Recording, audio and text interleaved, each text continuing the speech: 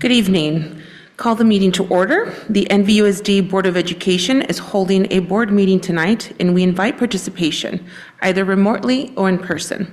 Directions on how to participate via Zoom are available at nvusd.org/board. The open session part of the meeting will begin around 7 p.m. Item B, public comment on closed session items. Before going into closed session, the board is available for public comment on closed session item agendas. Mr. Michaels, do we have any public comment on closed session agenda items? There is no public comment on closed session items. Seeing that there are none, the board will now adjourn into closed session. Thank you. Good evening. My name is Elba Gonzalez Mares, and this is the Napa Valley Unified School District Board of Education. The NVUSD Board of Education is holding a regular board meeting tonight, and we invite participation, either remotely or in person. Directions on how to participate via Zoom are available at nvusd.org/board. Spanish interpretation is available for tonight's virtual board meeting. Our interpreters are Francisco Mesa and Ashley Heil. One of the interpreters will now translate the directions on our English channel so our Spanish-speaking families may hear the instructions. Buenas tardes y bienvenidos a todos. Servicios de interpretación simultánea en español están disponibles para esta reunión. Para escuchar en español, en un momento va a haber un icono de un globo terráqueo en la parte inferior de su pantalla. Haga clic en el icono y luego seleccione la opción para escuchar en español. Muchas gracias y la reunión comenzará en breve. Gracias. Can we please start with an attendance roll call from Vera Morales, Executive Assistant? Yes, Student Board Member Greason. Present. Okay. Trustee Gonzalez Mares. Here. Trustee Villegas Hard. Here. Trustee Jankowicz. Present. Trustee Martin. Present. Trustee Water. Present. Trustee Reiser. Present. Quorum present. Thank you. Thank you. Thank you for joining us tonight for our NVUSD board meeting. As we begin our meeting this evening, we would like to begin by sharing both our Napa Valley Unified School District's vision and mission statements. Our vision: our graduates are confident, compassionate, and adaptable adults who are well prepared for life and becoming inspiring advocates for themselves and their community. Our mission is to prepare each student for a successful future by delivering rigorous and relevant learning experiences that develop their literacy and career-ready skills, cultivate their interest, and build resilience, compassion, and confidence. Next item is E1, report on closed session. I will be reporting out this evening on closed session items. In regards to item D1, student matters, with respect to every item of business to be discussed in closed session pursuant to Ed Code 35146 and 4891220, Government Code Section 49060 and 49078, and the Family Rights and Privacy Act. In regards to expulsions on one case, the board recommends the expulsion of student 03262026A. Can we get roll call? Would you like to motion? Thank you, Vera. Move to expel. Second. There's a first and a second. Thank you, Vera. You're welcome. Trustee Gonzalez Mares. Aye. Trustee Jankowicz. Aye. Trustee Martin. Aye. Trustee Water. Aye. Trustee Reiser. Aye. Motion passes. Thank you.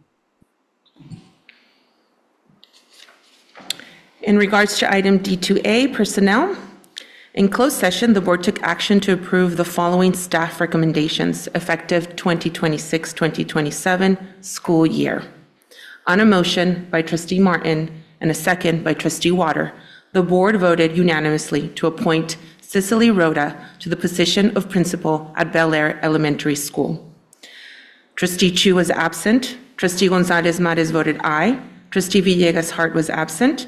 Trustee Jankowicz was aye. Trustee Martin, aye. Trustee Riser, aye. And Trustee Water, aye. Do we take a pause to welcome? Yes. So we're going to go ahead and invite Ms. Rhoda, and we'll welcome her to the NVUSD management team. We're so excited to have you this evening. Welcome to NVUSD and our NVUSD family, and we'd like to provide you an opportunity to come up to the podium, address the school board and the community this evening.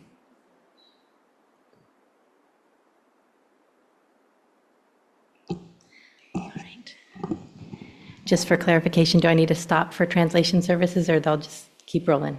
They keep rolling. Okay, perfect. Good evening, Superintendent Massetti, members of the board, distinguished colleagues, and members of the Napa Valley Unified Committee. My name is Cicely Rada, and I am going to be the proud principal of Bel Air Park Magnet Elementary. I'm truly honored and grateful to stand before you tonight as I join Napa Valley Unified School District. It's a privilege to become part of a district so deeply committed to educating the whole child and using data thoughtfully to drive meaningful, positive change to students and their families. I bring with me 25 years in education, 13 years as a classroom teacher, and the past 12 years as an administrator. Each chapter of my journey has shaped my belief that every child deserves not only academic excellence, but also to feel seen, supported, and inspired every single day. That belief aligns so strongly with the vision and values of this district, which makes this opportunity even more special to me. I'm especially excited to be a part of an international baccalaureate school community where creativity, critical thinking, and global-mindedness are not just encouraged, but celebrated. These are the skills our students need to thrive, and I'm eager to work alongside staff, students, and families to continue fostering an environment where curiosity and innovation flourish. For a little humor, those of you who grew up in the 80s, you might appreciate this. My brother, who's also a principal/superintendent up in the Chico area, reminded me recently that I am now the fresh principal of Bel Air. While I may not be moving into a mansion, I do feel incredibly fortunate to land in such a vibrant and welcoming community. I'm excited to get to work to build relationships and to serve this district with dedication, integrity, and heart. Thank you for placing your trust in me and for this incredible opportunity. I can't wait to get started. Thank you so much.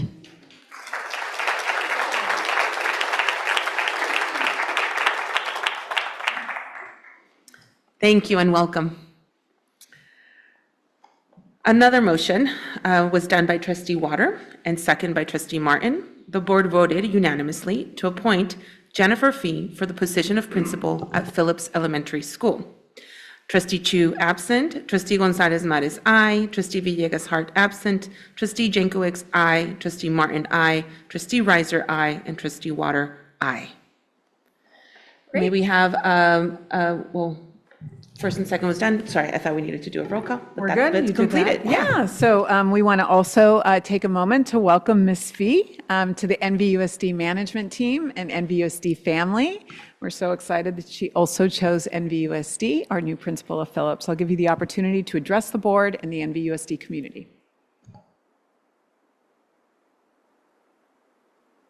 Oh, perfect. Yep. Good evening.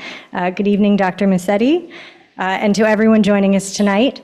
Thank you for the opportunity to introduce myself and for the confidence you've placed in me as the new principal of Phillips Magnet Elementary School. I feel very privileged to step into a community with such a proud legacy of service to students and families. I would also like to thank my own family for their support and patience, which has made it possible for me to be here this evening. I am eager to listen, learn, and contribute to the good work already underway and to partnering with you to support each student so that they feel seen, supported, and are able to thrive. Thank you so much. Enjoy the rest of your evenings. It is an honor to be here with you.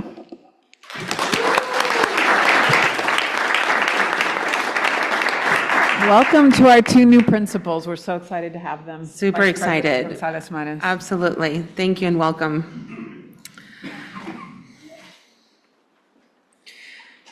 And that concludes a report on closed session items. Next item has to do with E2, flag salute. I'd like to welcome, and I'm sorry I didn't give you a heads up, but if you could help us with our flag salute to our student board representative here tonight, Trustee Greason, would you lead us with that, with our flag salute?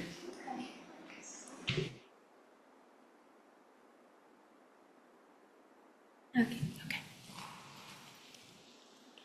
I pledge allegiance to the flag of the United States of America and to the republic for which it stands, one nation, under God, indivisible, with liberty and justice for all.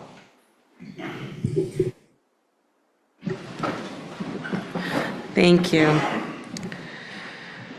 This is an announcement that this meeting is live streamed and recorded via Zoom and will be archived on the district YouTube channel. For a detailed review of any meeting agenda item, the archive video can be referenced on the district's webpage and at nvusd.org. The process for public comment can also be found on the district's webpage.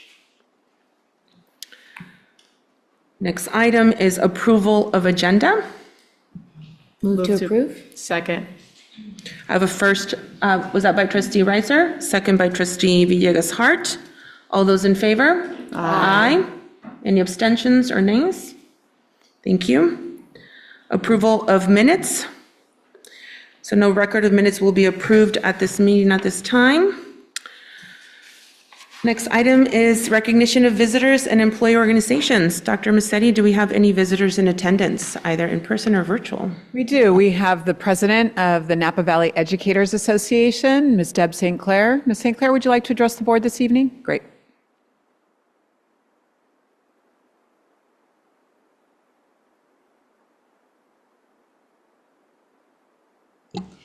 Good evening, trustees, Dr. Massetti, executive cabinet members. I just wanted to come here today to acknowledge the board, district leadership, and the past union leadership in the very difficult decisions that were made in the past to set NVUSD up for the financial stability we're experiencing today.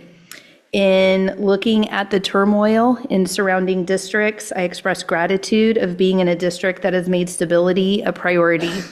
This doesn't mean that we don't have hard work still ahead, but it does allow the time and space for NVUSD and VEA Council to continue negotiations, addressing issues around working conditions for all NVA members. So I just wanted to say thank you. Thank you. All right, next item has to do with recognition of Students of the Month. May we have Napa Valley Adult Education, and will Principal Peterson please present the Students of the Month? Good evening. I'm Colleen Peterson. Most of you know that, principal at Napa Valley Adult Education. We are thrilled to present two outstanding students tonight, and we are very, very proud of these students. For January, our student is from the English as a Second Language program, and Program Coordinator Nieves Ochoa will introduce him. Thank you for the opportunity to recognize our students. As Colleen mentioned, my name is Nieves Ochoa. I'm the ESL Program Coordinator at Napa Valley Adult Education, and it's my pleasure to introduce our Student of the Month for January, Miguel Angel Rubio.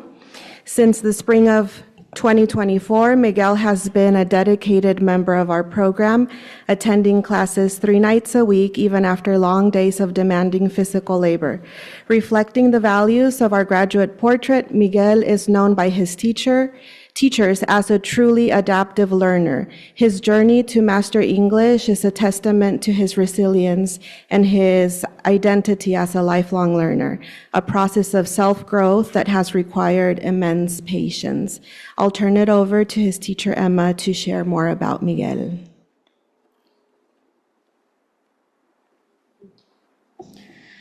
Miguel has been a student at NBAE for about 2 years. Throughout these past years, he has shown great dedication to the ESL program by regularly attending classes, consistent class participation, and positive attitude. Miguel works as a supervisor at a vineyard management company, which can require him to work extended hours, including night shifts. Even when Miguel may be faced with schedule conflicts, he makes arrangements to attend class, is ready to learn, and asks clarifying questions to reinforce his learning and attend to any misconceptions he may have. Miguel is an excellent example of an outstanding student because of his self-discipline, receptive mindset, and self-advocacy. He frequently self-evaluates his learning, asks for advice on what activities he can complete outside of the classroom to improve his English skills, and works collaboratively with his peers. We are honored to announce Miguel Rubio as this year's Student of the Month for the ESL department.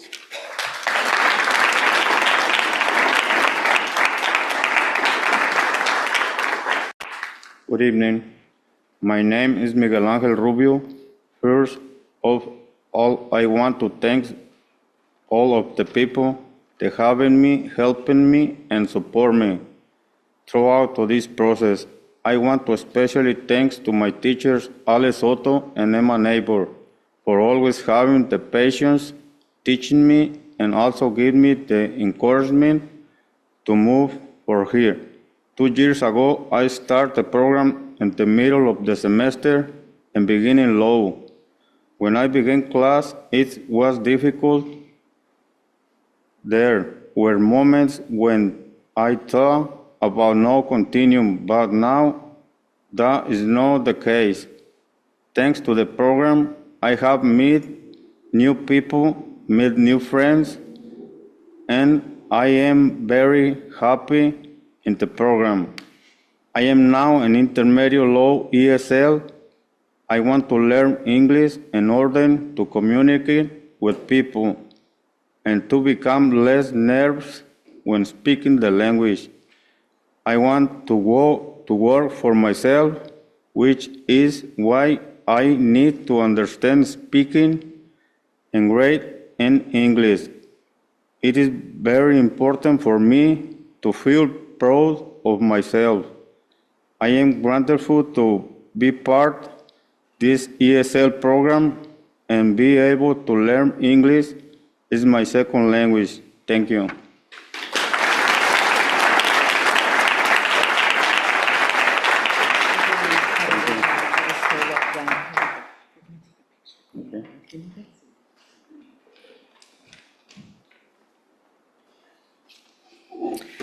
Our February student is from the Certified Nursing Assistant Program, and her instructor, Evelyn Rushing, will introduce her. Thank you, Colleen. Good evening, Board. My name is Evelyn Rushing, and I'm a Certified Nursing Assistant Instructor for Napa Valley Adult Education. I'm pleased to have the opportunity to nominate Amber Leewood as Student of the Month. One of the categories or criteria for nomination in the graduate portrait was Career Ready Scholar. And as soon as I heard that, I immediately thought of Amber Leewood. Amber needed her CNA certification as criteria for her long-term goal of being a psychiatric technician at Napa State Hospital. Amber was already an employee at Napa State Hospital with the aspiration to continue her education. She worked all day, and when her shift was completed, she attended the 4-hour CNA class and 4 days a week, in addition to her 5 days a week job. She arrived every day early without any absences, which received her Perfect Attendance Award. She always received compliments from staff and patients at the clinical site we attended.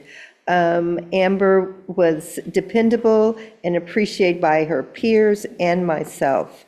On several occasions, Amber would bring home-baked goods to share with the classmates, and I would just have to say, where did you find the time for that?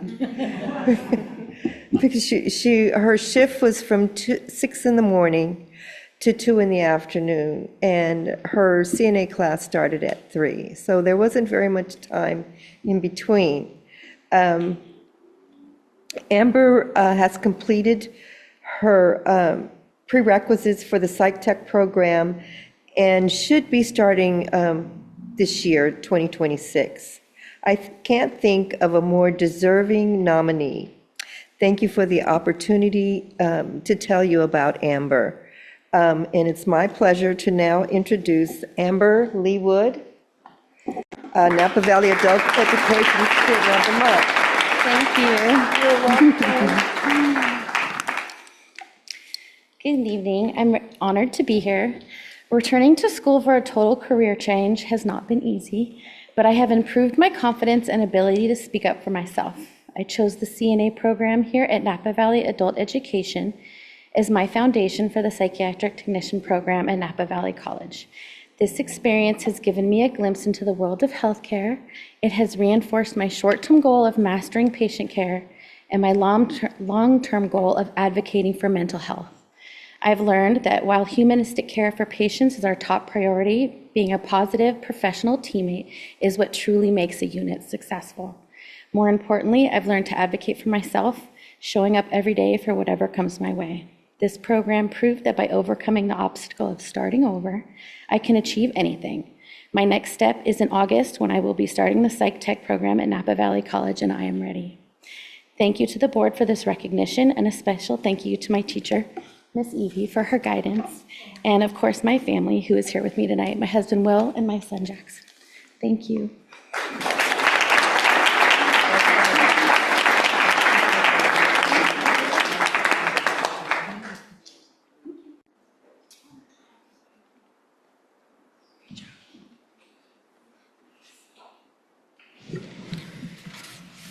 Thank you and congratulations. And now I'd like to welcome New Technology High School. Will Principal Dev please join us to present the Students of the Month?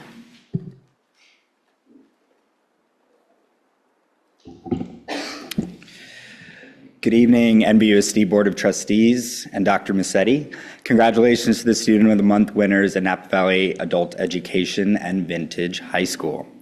The end of the school year is quickly approaching for our Penguin community. Graduation for our class of 2026 is less than 10 weeks away, and I have the pleasure of recognizing two members of this special class this evening. Our January focus value for Student of the Month nominees was connected to the theme of critical thinking. Students were nominated based on showing skilled analysis and drawing connections from learned content. All of our January nominees embody these skills, but we have one winner, and that is senior Zoe Greason. It's a pleasure to introduce Zoe to the board tonight. It's especially fitting to recognize Zoe as Student of the Month this evening, as today also marks her first time fulfilling her role as the NVUSD alternate student board member. For the past 2 years, Zoe has served as the vice chairperson for our school site council. In that role, she has been instrumental in leading committees and garnering feedback, always making it a priority to recruit diverse perspectives to ensure every student on campus feels heard. This is a perfect example of her quiet leadership. She's the type of leader who focuses on the work and the people, ensuring everyone has a seat at the table. Her teachers describe her as a doer who isn't afraid of a challenge. In the art studio, Zoe frequently chooses complex projects, teaching herself advanced techniques to bring her vision to life. In the classroom, she is often the first to volunteer to present, demonstrating a clear mastery of the material. Her academic dedication is a major reason that she's also one of our salutatorians for this graduating class. Zoe's teachers highlight her as someone who goes above and beyond and a critical thinker who takes the initiative to ensure campus events and organizations are successful. Zoe truly embodies our school's mission of becoming a responsible member of the community. Beyond the classroom, she has balanced part-time jobs and supported local nonprofit work through her internship. Next year, Zoe is still mulling all of her options as she figures out her next steps. Please join me in welcoming Zoe Greason.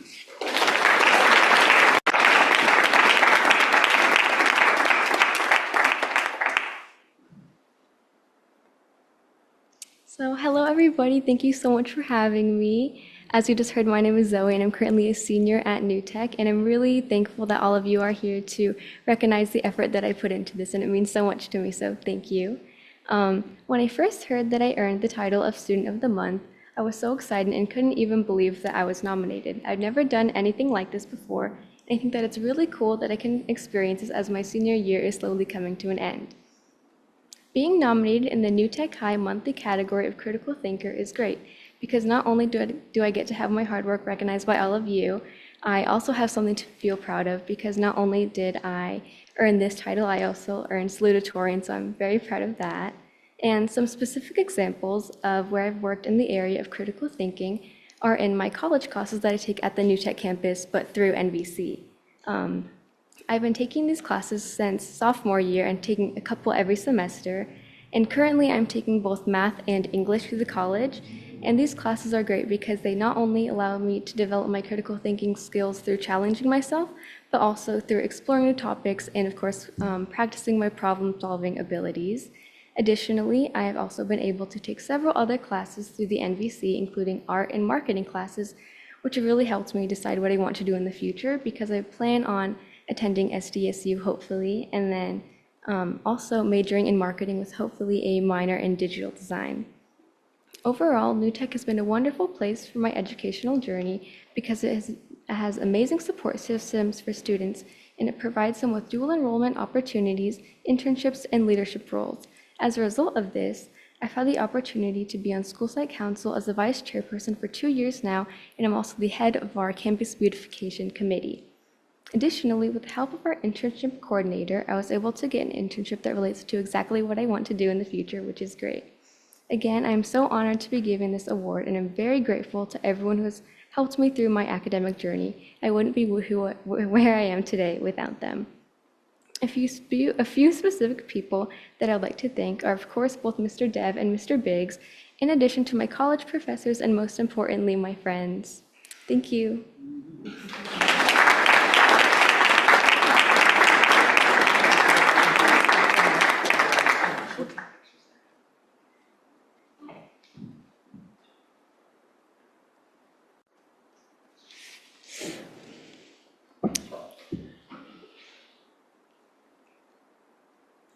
Our February focus value was around strong communicators. These students express ideas clearly and confidently, both verbally and in writing. They also excel at active listening and engage in meaningful dialogue. Our winner in February has shown real growth in all these areas. Congratulations to James Horn. James has distinguished himself as a clear and confident voice for New Tech High School.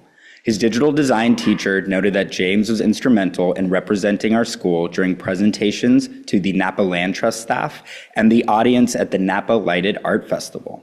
He also played a key role in the Skills USA Outstanding Chapter competition, where he demonstrated an impressive ability to navigate different communication styles within his team.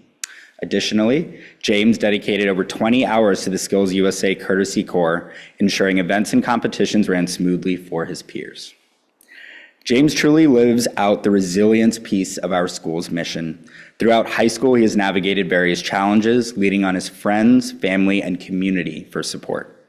What is most impressive is how he has grown from these experiences, always keeping his personal growth and self-improvement as his primary focus. That spirit of service extends deep into the Napa community.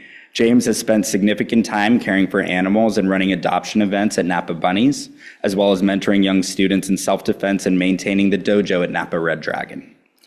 James has his heart set on becoming a veterinarian, a path that perfectly aligns with his compassionate nature and his experience in his internship at the Napa Humane Society. He will be starting that journey this fall at Napa Valley College. Please join me in recognizing James Horn.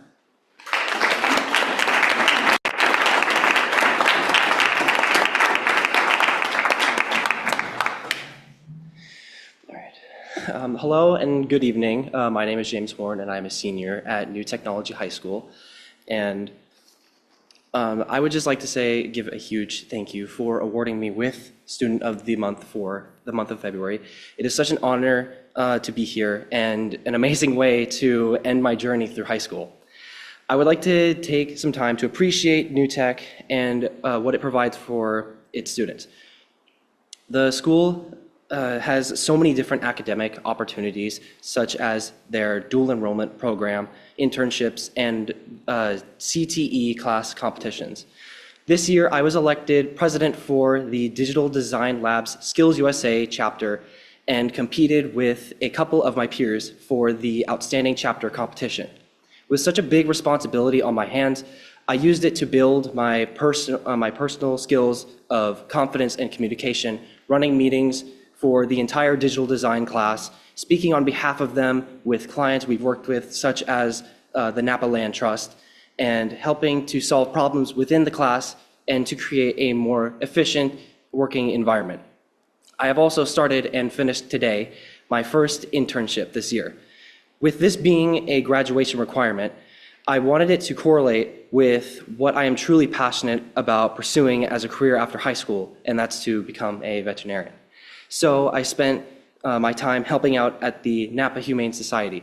Despite most of the things I would be doing there were small, like cleaning off and folding up equipment or laundry, being there was way more eye-opening to this career than I thought it would be. It gave me the perfect opportunity to get some of my questions answered about this kind of work by professionals and just get an overall idea of what it's like. Speaking of after high school, my plans are to go straight to Napa Valley College after graduating from New Technology High. And with its great dual enrollment program with NVC, I've already been able to take a few college courses on the New Tech campus and gain college credits from them. This will give me an extra head start to gain enough credits to transfer to my dream university, UC Davis. Earlier this year, I had the opportunity to gain knowledge and guidance from Yaelin Salinas from the STARS College Network. This organization has really helped me get a lot of answers about the college application process, scholarships, and everything in between, which has all been more than helpful. I was also reached out by the National Society of High School Scholars, who offered me an opportunity to as many scholarships as I can apply for and a bunch of other benefits along with that. And how could I say no to that? With their support, I'll be able to take as many years as I need to get the education required for the veterinary career. I was awarded Student of the Month under the category of communication, which I personally believe has been developed so much over this year. In my first year of high school, I was really nervous and anxious and shy, and to the point where I could hardly even ask a question to a teacher about a math problem. That same student, 4 years later, is now giving a statement in front of the NVUSD Board of Education. Lastly, I would like to give a quick thank you to my close friends, my family, especially my mom, my dad, and my brother, my teachers that have supported me, Mr. Dev, New Tech's counselor, Miss Lewis, and Yaelin from the STARS College Network for supporting me and helping me to get where I am today and where I will be in the future. Thank you.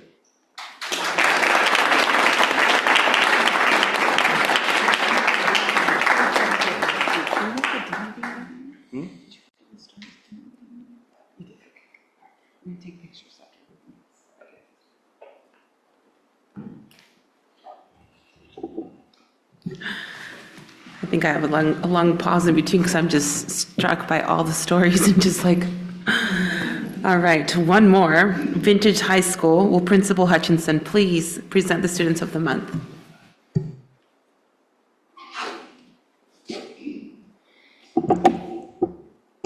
Good evening, Dr. Musetti and members of the board. Thank you for this opportunity to recognize our vintage crushers this evening, and congratulations to the Napa Valley Adult Education students and the New Tech students as well. Tonight, Vintage High School is proud to honor two outstanding seniors, Luna Aguilar Loera and Jackson Heiserman, as our Students of the Month. Both of these students exemplify crusher pride and spirit, commitment, and we are grateful for the contributions and positive impact they have made on our school community. First, we're happy to recognize Luna Aguilar Loera for January. Luna is a senior who has demonstrated consistent leadership, involvement, and dedication throughout her 4 years at Vintage High School. She has been an active member of AVID all 4 years, showing a strong commitment to her academic growth and future goals. Luna is also a multilingual learner whose academic journey reflects both determination and excellence. As a sophomore, she challenged herself by taking AP Spanish language and earned the highest possible score of a 5 on the AP exam. She continued her involvement in our Spanish program while also expanding her skills and taking on a third language, French. Her commitment to multilingualism highlights both her perseverance and her desire to grow academically. Beyond the classroom, Luna has been a student leader, and she has served on both the Vintage High and NVUSD Student Advisory Councils for all 4 years, ensuring that student voice is represented at both the school and district levels. Luna has been a dedicated member of the Crusher Crew for 3 years, helping to welcome incoming freshman students. And she has also taken on a significant leadership role with Plaza Vintage, where she's a key organizer and leader, helping to plan and execute events that bring our school community together. Luna's involvement also extends to athletics and the arts. She participated in basketball, dance, and even stepped outside her comfort zone this year by joining the track team as a senior. Luna's willingness to lead, her commitment to her school, and her positive presence on campus have made a lasting impact at Vintage High School, and we are proud to recognize her this evening. Congratulations, Luna.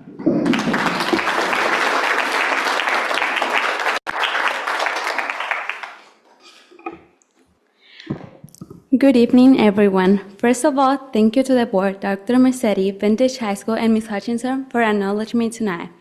I want to thank Mr. Schmitz, Mr. Neal, Ms. Watkins, Mr. Harley, and my coach, Hannah Newman, for being a really important piece in my growth.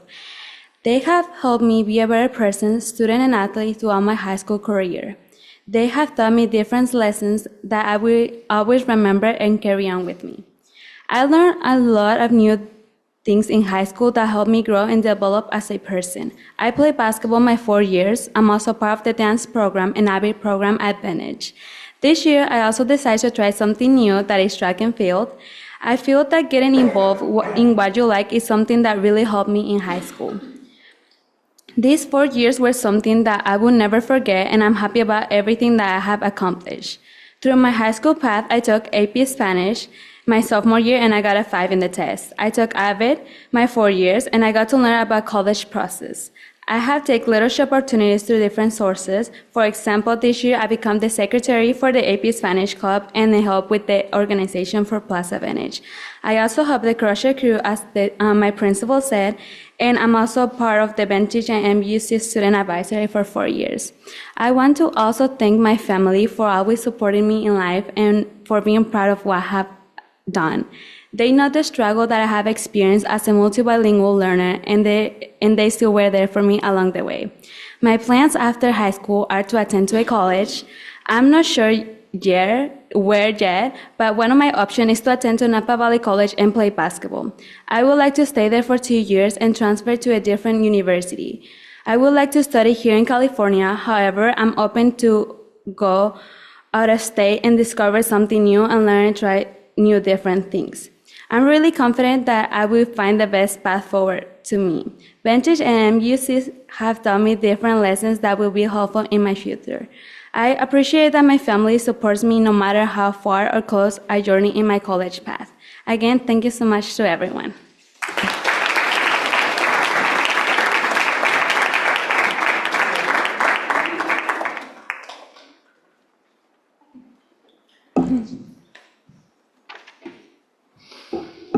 All right, next we are proud to recognize Jackson Heiserman. Get his photo up. All right. Jackson is a well-rounded senior who has demonstrated dedication both in and out of the classroom. Academically, he has challenged himself with a rigorous course load that includes AP Pre-Calculus, AP US History, AP Physics, and the Napa Valley College Statistics class offered at Vintage High School, all of these showing his commitment to academic excellence.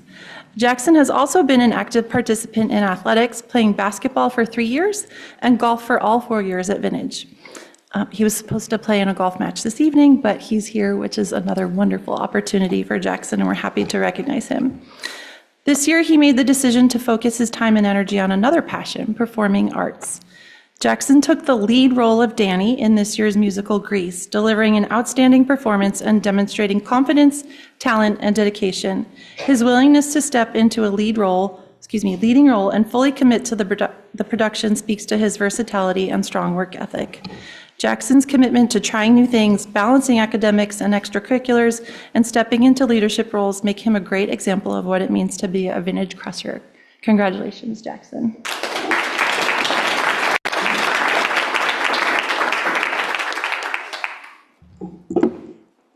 Gonna pull up my notes real quick. Good evening, board. First off, I wanted to sincerely thank God and my Lord and Savior, Jesus Christ, because without their guidance, strength, and constant presence in my life, I truly wouldn't be standing here today. I'd also like to thank my parents for always supporting me through every step of my journey and helping shape me into the person I am today in so many meaningful ways. They've constantly pushed me beyond what I thought I was capable of achieving and have helped me grow into the best version of myself, both in and out of school. I'd like to thank the board and Dr. Musetti for creating and continuing this award, which gives students like me the opportunity to be recognized today. And I'm extremely grateful to be standing here as a recipient. I also want to thank Vintage High School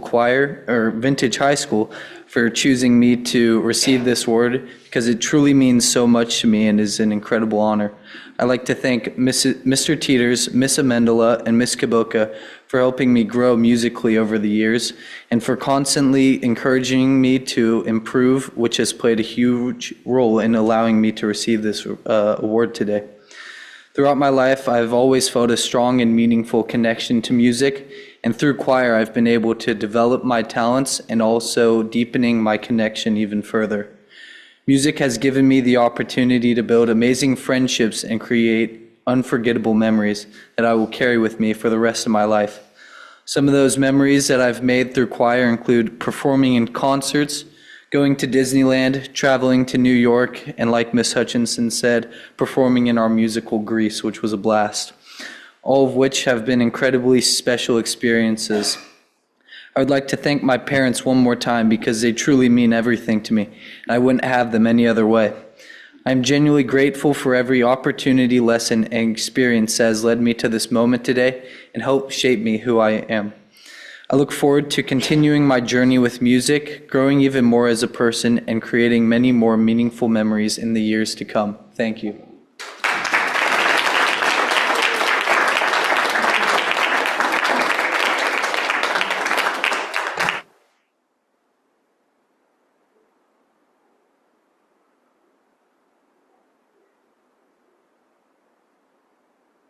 Vice President Gonzalez Mares, that concludes the Students of the Month, and we'd like to take photographs with each of the groups. So we're going to invite the board to come up to the background, and then we'll start with the adult school, and then we'll go to New Tech, and then Vintage High School students. So just give us a moment to do all this.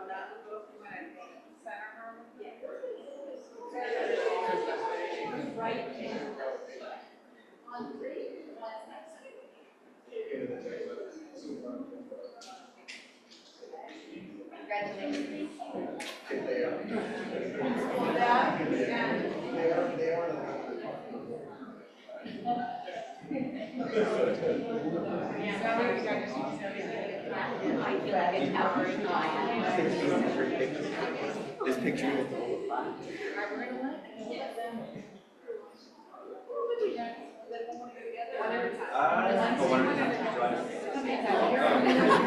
You guys should be doing this.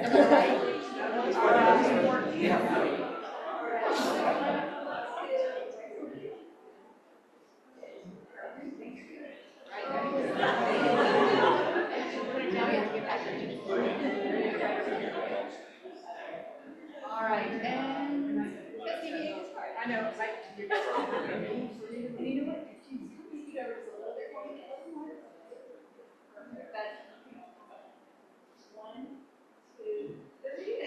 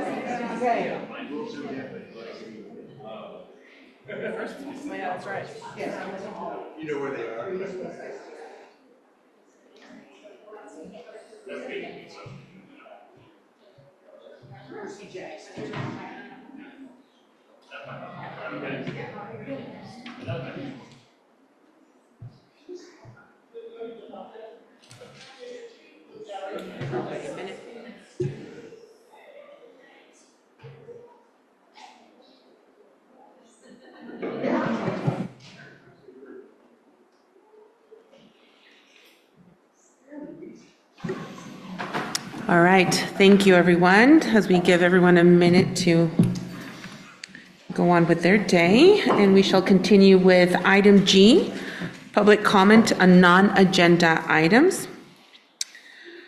First, I'd like to report out any public comment that was submitted. One moment.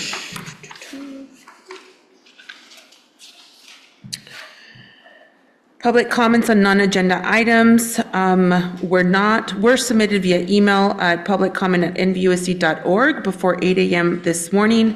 And just to clarify, there were no public comments submitted before 8 a.m.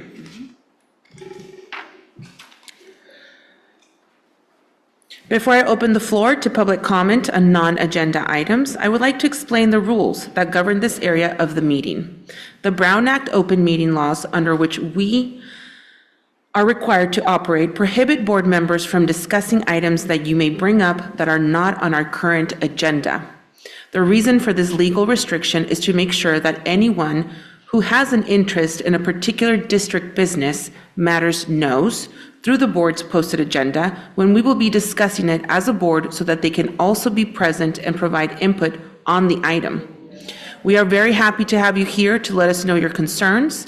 Please know that while we cannot discuss items that are not on the agenda, we are listening to your voices. And we expect and know that our staff will follow up with us on issues raised by members of our community. Relevant to the remainder of the board agenda, please understand that the board listens and considers public comment on the agendized items during our meeting. However, public comment is not intended to be a two-way dialogue between the public and board members and/or staff. And therefore, trustees will not respond to individual comments. This is in accordance with our meeting procedures. We invite members of the public to provide input via public comment per our board bylaw 9323 regarding meeting agenda items. We welcome and appreciate the public's engagement and input. In sum, please note that your voice matters and makes a difference. Your public comment on agendized items might be referenced during our discussions and will be considered as we make decisions regarding agendized items.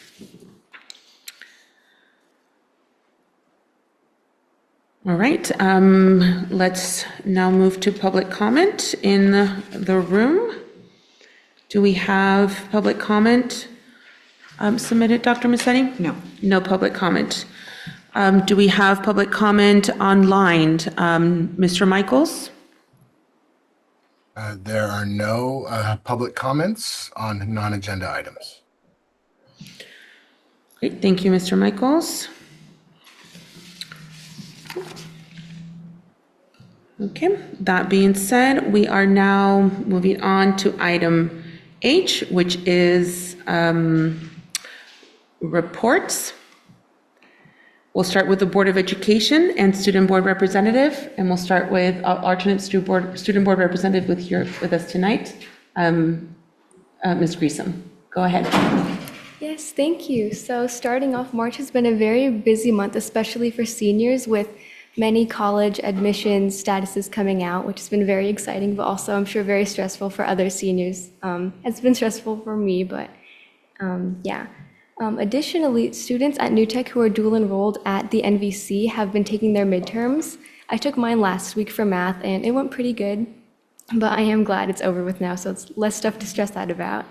Also, as I mentioned earlier, I am part of my school site council, and I am the leader of our campus beautification committee, and right now we're working on a fence project. So on the Main Street fence of New Tech, we're going to have the little fence cups that we're going to put in. It's going to say New Tech on it. So we just ordered the cups because they got approved, and it's going to be really cool, and I'm very excited to see how it turns out. So it's very exciting. Also, many seniors like myself are continuing our internships this semester.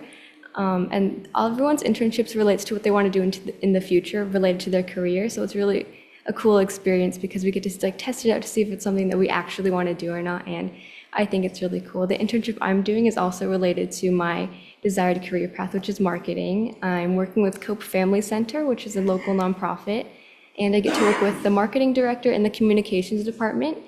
And I get to learn how to design stuff, make social media posts, and send email outreaches.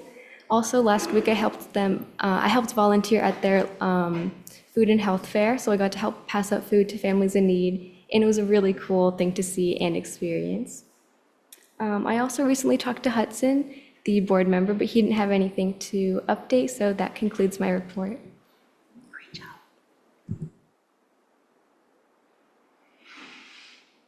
Thank you very much, Trustee Reiser. Okay, thank you, Vice President Gonzalez-Mares. Let's see, since our last board meeting on March 13th, along with other trustees, I attended the celebration for the Donaldson Way facilities improvement.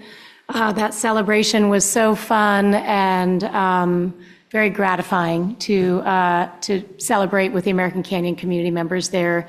Principal Dennis was a very gracious host, and it was wonderful to see the former principal of many years, Marilyn Avalon, there.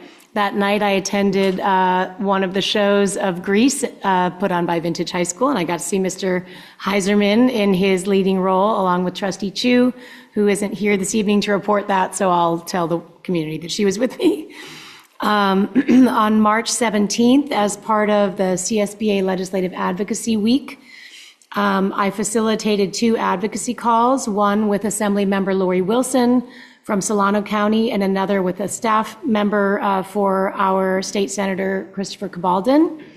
And we just really went over CSBA's budgetary and legislative priorities, chief among them protecting Prop 98 and the funding floor that is constitutionally guaranteed to us.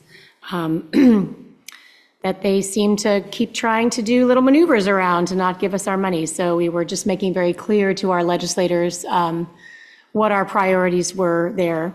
There is also, I'm sure we'll hear about it from Trustee Jankowicz, but an exciting package of bills that is being sponsored by CSBA called Closing the Achievement Gap. So we just shared information with our local lawmakers about that and trying to, be a strong voice for public education within the state legislature. There was another call that I did not facilitate but participated in that was on March 19th.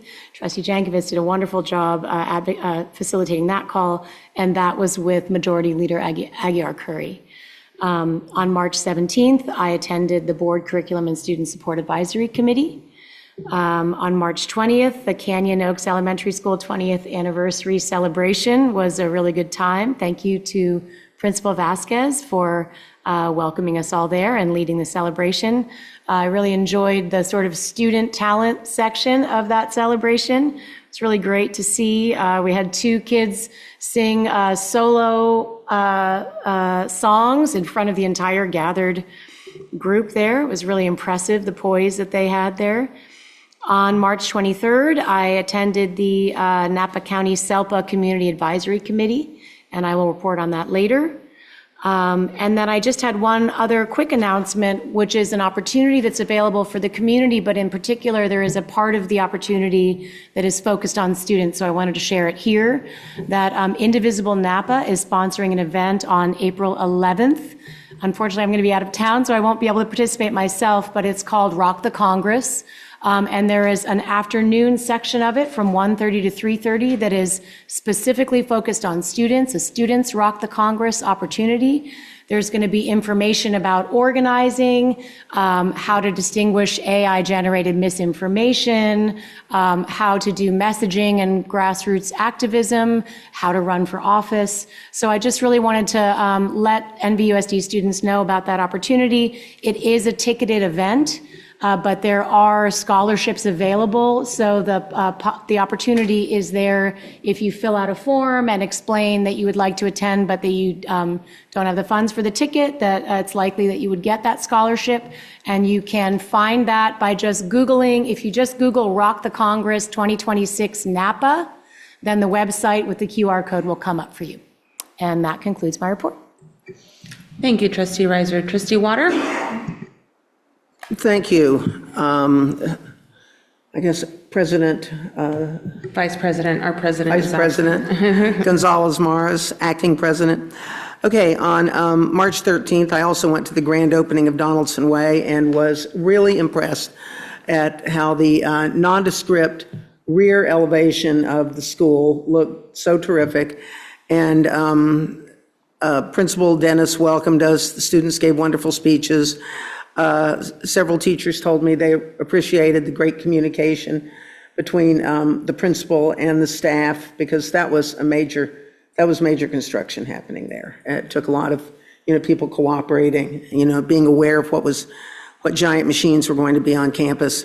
I met a delightful first grader named Leo. We're great friends now, and sampled some of the delicious food in the fabulous kitchen.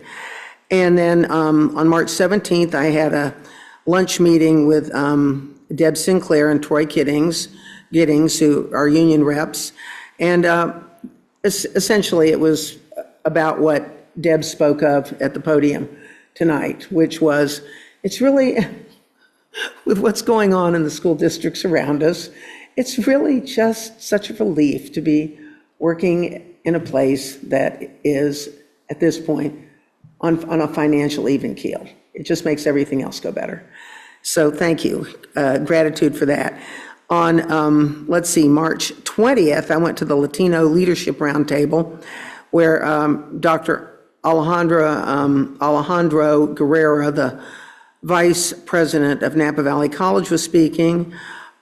Superintendent Josh Schultz of County Office of Education was speaking, and our very own Dr. Massetti. They were talking about opportunities, what opportunities we were helping create for our students, and lots of great news. And let's see, and on March 27th, which is tomorrow night, I'm going to wind up my musical tour and see Percy Jackson. And that's my report. Thank you, Trustee Water. Trustee Martin? Thank you, President Gonzalez Maras. On March 14th, I attended the Mentis Blue Skies Ahead event at Joseph Phelps Winery, and where I saw Valley Oak High School's principal, Maria Cisneros, who is on the board of Mentis, give the keynote. That was really great. They had 4 $25,000 bids. So it was a great time there. On March 17th, I attended the Curriculum and Student Support meeting. On March 22nd, I used Trustee Waters' ticket to go see Grease, and I got to see it with Dr. Massetti. We sat in the balcony of Evans Auditorium. I have a 2-week spring break, so I've been on spring break this week. I have spring break yesterday, and I'd like to wish the entire Napa Valley Unified School District community a lovely spring break next week, and that concludes my report. Thank you, Trustee Martin. Trustee Jankowicz? Thank you. Good evening. Community engagement, I know we always say it, but we always do it. I attended the Donaldson Way facility improvement event as well. Not only did we celebrate our bond facility improvements, but we celebrated and recognized the voters and all of those individuals whose commitment made this possible. The highlight, the unbridled enthusiasm from the students, and a thank you to Principal Dennis. I had my trustee check-in with Dr. Massetti. I attended the special meeting for Vintage Hype Boosters. The organization successfully nominated a new booster board. I attended the CTAG press release in Sacramento. The press conference was an exciting way to kick off CSBA's Ledge Action Week and to launch the public portion of CSBA's CTAG initiative, Close the Achievement Gap. Vernon Billy, Executive Director, introduced 4 bills that collectively address the lack of planning, coherence, transparency, budget alignment, and programmatic evaluation at the state level, circumstances that complicate the work we do locally to ensure student success. CSBA's CTAG campaign is dedicated to removing those barriers and establishing a system of shared state and local responsibility that empowers school districts like NVUSD to continue their work on closing the achievement gap. I attended the Ledge Action Week training seminar, post the live version. Bullet points as well, you've just been elevated, Trustee Reiser spoke of for every Action Week call was to protect Prop 98 guarantee, fully fund the COLA, and ensure the SSPD block grant is fully discretionary, address the impacts of AB 218, review the 4-bill package to close the achievement gap, limitations on reporting requirements, which we all want, and to address the 60-day substitute teacher policy. I attended the CSB Action Week meeting with Assembly member Lori Wilson from District 11. As Trustee Reiser said, I moderated the call with Majority Leader Cecilia Aguiar Curry. She is always so engaged, asks questions, candidly shares her thoughts on current and suggested legislation. I really appreciate her. I want to once again acknowledge and thank Trustee Reiser for her leadership during Ledge Week. I stayed in Sacramento so that I could attend an all-day AEC planning committee meeting next day, and tomorrow I leave once again for Sacramento for a CSBA conference for the weekend. I attended a wrap-up meeting on Ledge Week, and it's really interesting to hear about the other districts and their engagement levels, and I need to express a lot of appreciation for our Region 3 because we had the highest attendance. It was above average. And I really do believe that is due to the fact that we were not distracted, especially at NVUSD, by the financial hurdles so many other districts are facing, because governance energy is diluted when you cannot prioritize the big picture and have to become uber focused on financial solvency. I attended the Latino luncheon alongside Trustees Reiser and Gonzalez Mares. Dr. Mercetti was a featured panelist and beautifully addressed a wide range of questions regarding NVUSD and broader educational issues. I met with a Mentis board member to hear about the work being done on behalf of mental health in our community. And lastly, I met with Bruce Wilson, the Executive Director of Workforce Alliance of the North Bay. They recently relocated from their downtown offices to open Career Point Napa, a new American Job Center of California, the AGCC, hosted at the county's Health and Human Services campus. They provide a wide range of services to support job seekers, and they have interest in expanding career fairs in the North Bay and on NVUSD campuses. They have 2 scheduled, one at American Canyon High School and another at Napa High. So thanks goes to Danielle and Mario, our college and career readiness leads, for creating these opportunities. And that concludes my report. Thank you, Trustee Jankowicz. Trustee Villegas-Hart? All right, thank you. So first of all, I want to wish everyone a happy spring break coming up, and Trustee Martin, that's got double spring breaks. That's kind of awesome. Secondly, I met with Trustee Jankowicz and one of the trustees from Sonoma County. I am the representative for Napa County at the state level, and we discussed some issues that they had and some questions. I attended Viva Mariachi at the Napa Valley College last Saturday night, along with, I'm sure, lots of people. It was super fun and super, motivational. Like, you could feel the love in that room, and everyone was singing along and stomping their feet and clapping. There was folklorica. It was amazing. I want to congratulate all the students of the month. This was a really cool one, having all 3 schools out here. I have a graduate, my oldest son Liam graduated from New Tech, so I know Mr. Dev very well. Michael and Lance both graduated from Vintage, and I graduated from Napa High, but they weren't here tonight.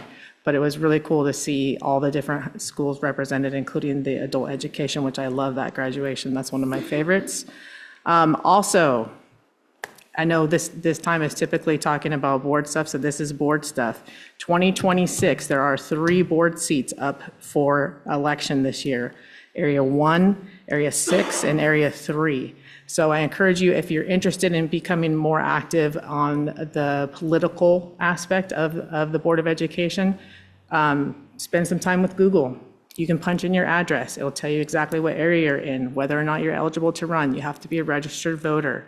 So now's the time to look into those things and start making decisions. If you're going to run, not run, definitely something to look into. Also, I recently joined the Napa County Hispanic Network Board, which is a board that raises money specifically for scholarship for Hispanic students within Napa County. We are having a fundraiser on the 10th of October, and there are sponsorship opportunities available for that. Encourage everyone to not forget about your ELACs and your DLACs. Those, I think, might shuffle for April because of spring break, but they're typically on the second Wednesday night, the DLAC meeting. And then finally, for those of you that do volunteering, May 7th, there's the Heart of Napa. It's the volunteer network in Yountville at the community center. Mark your calendars. That's always a fun event to go to. And I like it because it rhymes with my last name. So that concludes my report. Thank you, Trustee Villegas-Hart. All right, so on to Superintendent and Executive Staff. Dr. Musetti? Are you going to report? Oh, you got it. Okay, great. Thank you, Vice President Gonzalez-Mares. So good evening, NVUSD trustees, staff, and community. I want to just start out my report this evening by thanking Dr. Reddy and the College and Career Readiness team, specifically Mario Landeros, Danielle Molinari, and Kelly Watkins. Ms. Watkins did an amazing job organizing a celebration dinner for our class of 2026 high school seniors who participated in the STARS College Network programming this year. It was a truly inspiring event that we held in celebration of our students participating in the STARS College Network. President Lisa Chu was in attendance as both our board president and a parent whose senior participated in the programming. During the dinner on Tuesday evening, we had the privilege of gathering with seniors and their families across all 4 of our comprehensive high schools, Vintage, Napa High, American Canyon High, and New Technology High School. The students in that room represented the very best of NVUSD and embodied our highest hopes and aspirations for our graduates. They truly embodied many of the elements that we've identified in our NVUSD graduate profile. As I looked around the room that evening, I saw students who worked tirelessly over the past 4 years and students who have dreamed big and taken full advantage of the opportunities available to them. They embraced the resources and support provided through the STARS College Network and maximized those opportunities in truly impressive ways. We had students accepted in the room who had been accepted to Ohio State, Stanford, Brown, Columbia, USC, UCLA, and they were awaiting many more college acceptances from various colleges and universities in the network. What was especially powerful was to witness where that many students will be the first in their families to attend college or the first among their siblings to do so. These are students who are changing the trajectory of their families for generations to come. More than anything, I saw lots of resilience, determination, and a relentless pursuit of excellence, which is one of our organizational core values. Thank you to the STARS College Network for providing these resources to our NVUSD students and for generously hosting the amazing dinner at Celadon while remaining committed to closing the opportunity gap for students like ours from small towns and rural communities. Thanks to our College and Career Readiness Department and our site-based academic and guidance counselors across all of the high schools who worked alongside our students during their college application journey. While the students' potential college destinations are impressive, what matters the most is who they are as individuals. We have every confidence that they will continue to make a positive impact wherever their journeys take them. It's the NVUSD and the STARS College Network that are blessed to have been a part of their individual journeys. I'd also like to add that it was very exciting to share about the STARS College Network and all of our college and career readiness updates at the Latino Leadership Roundtable event that was mentioned by some of the trustees. I was joined by Trustee Water, Trustee Gonzalez Mares, and Trustee Jankwitz. We shared about NVUSD updates to a room full of community members at the Redwood Credit Union, and it was really nice to share about our stability and the programming that we're able to offer and that we've built for our students because of that stability. I'd also just like to take a moment to recognize our NVUSD principals. This is a really tough time of year as they wrap up the school year and march towards those last 10 weeks, I think that Mr. Dev called out, not that he's counting or anyone else is. This past week, or last week, all of our 26 principals participated in the third round of data dialogues. These sessions continue to be a powerful structure for continuous improvement across the system. During this third specific round of the 25-26 school year, the conversations reflected a strong commitment to using data, not just for reflection, but for action. I was particularly impressed by the level of ownership and collaboration demonstrated by all of our site leaders. Principals shared their effective practices, their identified areas for growth, and aligned next steps to ensure continued progress for all student groups, especially as we gear up for CASP testing and the final administration of the STAR testing after we return from spring break. There was a clear focus on accelerating outcomes for our most vulnerable students while maintaining high expectations for all.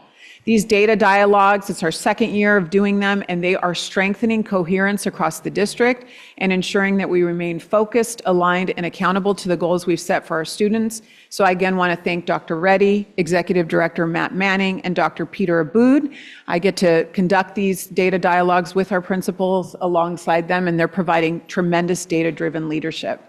And with that, I also want to wish all of our students, families, and staff a joyful and restorative spring break next week. Do you want to go back to those reports, or should I toss to my staff? Okay, great. So I'll let Assistant Superintendent Dana Page, who oversees the Human Resources Division, take it away. Thank you. Good evening, Vice President Gonzalez Mares, Board of Trustees, Student Board Representative Greason, and Dr. Massetti. I'm pleased to report strong participation in the Employee Assistance Program offered through the California Department of Education. This program matches up to 100% of the funds eligible classified employees set aside for a summer paycheck, with the exact match amount depending on the state budget each year. But we've been doing this program annually for many years, and this year we have 348 classified employees who have signed up and will benefit from this program. Participation in the EAP has seen steady increase every year, and I'd like to thank Elsa Juarez, Cheryl Anderson, and Elizabeth Gonzalez for their excellent work in administering this program each year. The Human Resources Department is making headway in staffing and hiring for the upcoming school year. All school sites have received their staffing allocations and are diligently preparing for the new year. Secondary schools are busy with master scheduling, while elementary schools are setting grade level teacher assignments. Any identified vacancies are being filled following the steps outlined in our collective bargaining agreement. The initial step is to offer internal transfer opportunities to current staff. After that, we focus on temporary teachers who are being considered for rehire into permanent positions. While most of the district is on spring break next week, the HR department will continue working on filling certificated and classified vacancies. We will be open Monday through Thursday, taking Friday off with the rest of the district. And we wish all our students and staff a refreshing and enjoyable spring break and a strong finish to the school year upon their return. Thank you, and this concludes my report. Thank you, Ms. Page. And next we'll have Dr. Monica Reddy, the Assistant Superintendent of Instructional Services. Good evening, Vice President Gonzalez Mares, Board of Trustees, Student Board Member Greason, Superintendent Dr. Massetti, and the NVUSD community. The Instructional Division is proud to begin this report with a celebration of our recent data dialogues. Thank you to Dr. Massetti for your highlights and your engagement with our principals, data and assessment, and instructional teams. Round 3 of these dialogues significantly pushed our collective thinking on the intersection of assessment, data, and progress monitoring. During these sessions, principals shared authentic site data and outlined specific strategies deployed to drive student success on the CASP and LPAC. A major highlight was a measurable growth observed in the district writing assessment for 3rd through 5th grade, paired with an increased usage of focused interim assessment blocks, FIABs, to provide immediate feedback on standards. Furthermore, a focus on middle and high school grade data is supporting our efforts to keep students on track from 8th to 9th grade, while frequent instructional walkthroughs have allowed staff to observe the implementation of designated ELD, letters, and AVID. These observations are vital as they allow us to triangulate our quantitative data with the actual instructional shifts happening in the classroom. Congratulations and thank you to all of our principals. Through these data dialogues, we were able to get a peek at the new EduClimber MTSS system. Currently, our 10 MTSS pilot teams are deeply engaged in the rigorous process of mastering the use of the new EduClimber data management system. Thank you to Dr. Boone, Dr. Seabury, and Ms. Albertazzi for their leadership, collaboration, and engagement in the development of this much needed evolution in our MTSS process. Teams are learning how to set up meetings that both track student achievement data and communication to stakeholders about how to best support students. This work is both exciting and tedious, and the school teams are ready to begin using the different modules to support our MTSS work. Our commitment to multilingual learner excellence was furthered this month through professional development and pathway alignment. Approximately 18 NVUSD staff members, as well as DLAC parent committee members, attended the CABE conference in early March. The conference provided invaluable insights into best practices for parent engagement, dual immersion, and English language development. Inspired by this experience, the team is already planning several formal proposals for CABE 2027. Simultaneously, our parent and community liaisons have been meeting monthly to identify innovative strategies for increasing parent leadership within ELAC meetings, drawing on shared best practices to foster deeper site-level engagement. Furthermore, we're seeing powerful alignment within our dual language immersion pathways. Dr. Uribe has facilitated high-energy collaborative sessions between the Unidos Middle School and Napa High School DLI teams, creating a cohesive instructional bridge for our students from 8th to 9th grade in the DLI pathway. This partnership is sharpening consistency in writing, oral presentations, and assessments, ensuring students are prepared for the rigors of AP Spanish and the DELE exam. This intentional collaboration across middle and high school levels adds immense value to the student experience, with one final alignment meeting scheduled before the end of the term. Finally, the month of March celebrated several milestones in college and career readiness, some of which have already been shared. On March 13th, 45 AVID students from American Canyon, Vintage, and Napa High Schools toured the University of Nevada, Reno, where they explored campus life and engaged with admissions and financial aid teams. We'd like to thank the University of Nevada, Reno for funding that trip for our students. At the elementary level, we celebrate the successful coordination of more career days by Daniel Molinari at MVLA, Phillips, and Vichy, with Browns Valley TK8 scheduled next. Most excitingly, we recently honored 26 seniors in the first National Stars cohort during a celebration at Celadon, recognizing their hard work in preparing for the future. We continue to grow with our Stars partners and are incredibly grateful for their ongoing support, collaboration, and partnership. And I'd like to second Dr. Musetti and just thank our college and career readiness team for their incredible work this past year growing that program. We concluded the week at Valley Oak, where 9 students presented on their transformative internships with NVUSD's NOSH, Transportation, and Maintenance departments, highlighting the profound value of mentorship and professional exposure within our own district operations. That concludes my report. Thank you, Dr. Reddy. And next and last, we have Assistant Superintendent Rob Manguala, who oversees business and operations.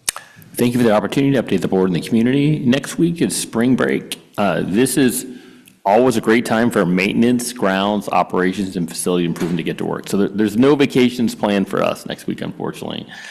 And so a lot of work typically happens, and there's a lot of preparation for summer construction. I mean, a lot of preparation for summer construction. We have some very, very big projects going on. And so just some of the work includes NVLA quad repair and planting of new trees, continued work on the first round of solar installation, including Willow, Unidos, and McPherson. Vichy, Snow, and Napa Junction are producing electricity right now and are turning our meters backwards. So happy to say that we already have 3 up and going.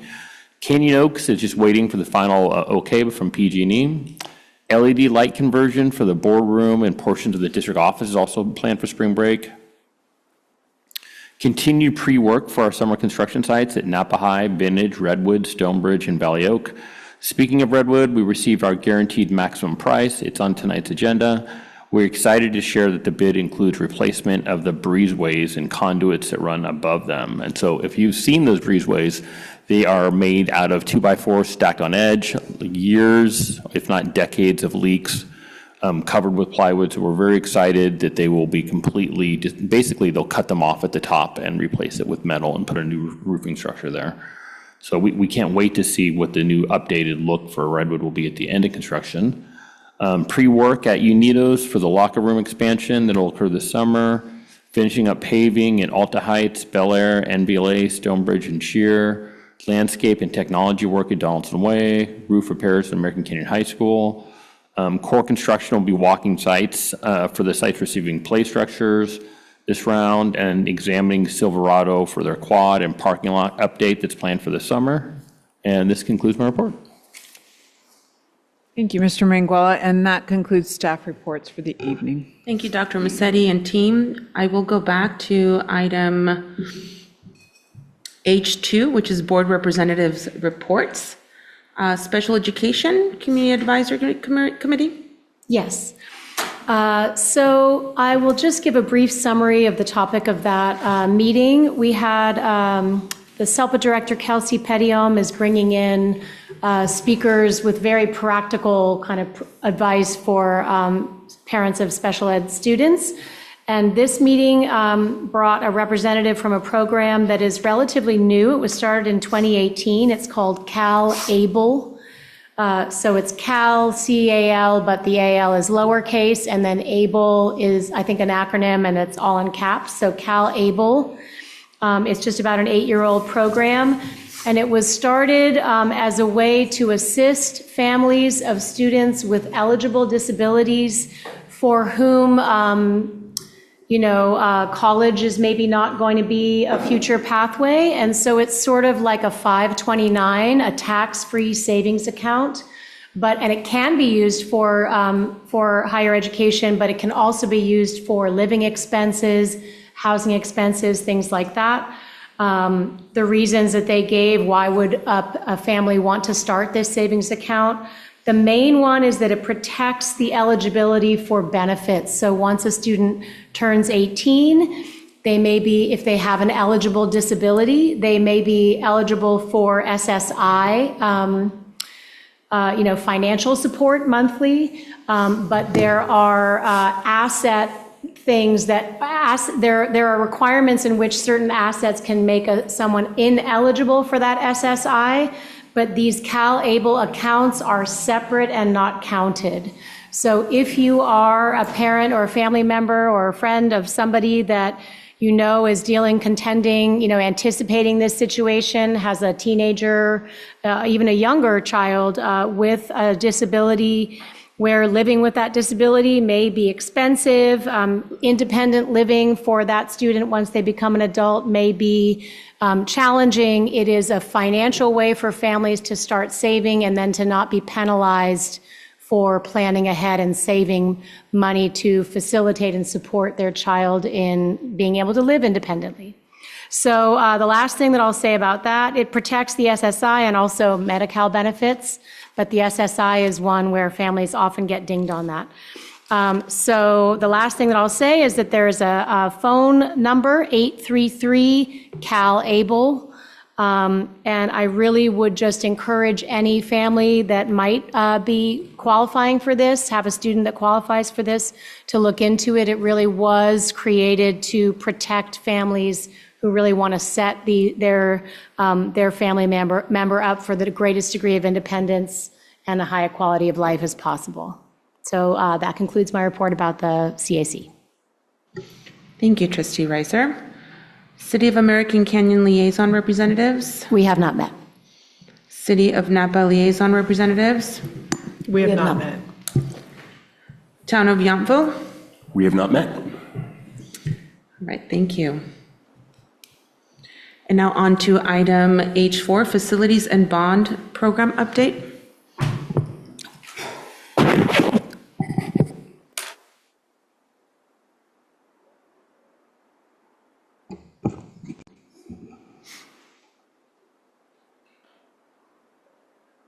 I covered a lot in my report, so this will be pretty short. Next slide. And so the big item you see tonight is the item for the campus mod for Redwood. We have some pictures of what it looks like. We just can't wait to get this work done. So again, new roofing, new HVAC, exterior paint, limited path of travel, replacement of walkway overhangs. One little quick preview too, so you'll be excited. You're hearing it first for the first time. So they will be using helicopters to drop off HVAC units this time. So I know we talked about it last time, and so I just signed the permit, so we'll see if we get approved. But the HVAC units will be delivered by helicopter, so you heard it here first tonight. Julie may have to create an event for that. Just saying. Next slide. Another item tonight is the design for Motive Studios. And so Trent has been working for us and just kind of helping us off the clock along the way with this work. And so we did a lot of engagement around the design for the Vichy parking lot. And so what we landed on and what Trent will be working on is the design for the parking lot and the placement of the 3 portables. And so what we found after multiple meetings with the community was really the issue with parking at Vichy is that it had too many drop-off areas that was backing up traffic. And so if you look at this design, it does add a number of parking spots to it. So it goes from 55 to 83. The bus parking lot will be moved to the front grass area.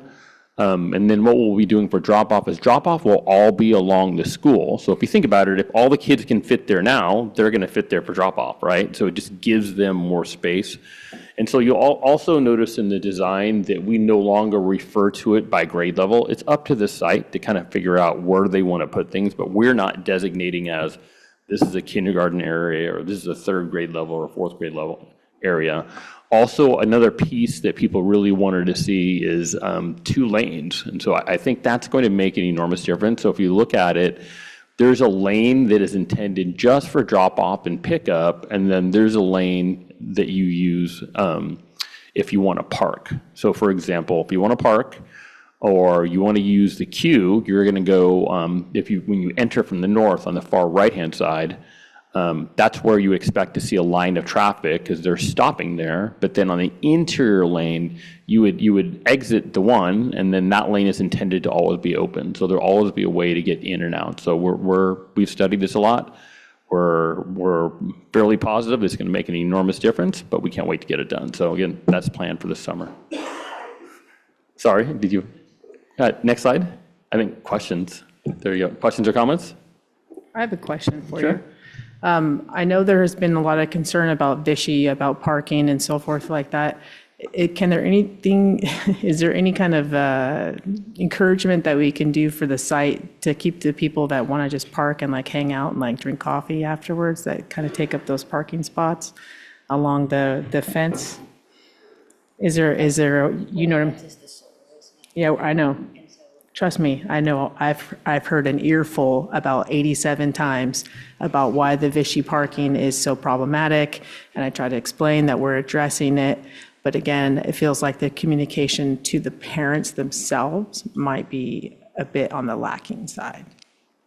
Well, the parents in the community were involved in the design, but in terms of drop-off and pickup, what we're going to be doing, or even parking, is we're going to encourage the teachers to park on the area by the solar. And so what we're trying to do is get the teachers to park in the area by the solar because it will be blocked with people coming in and out.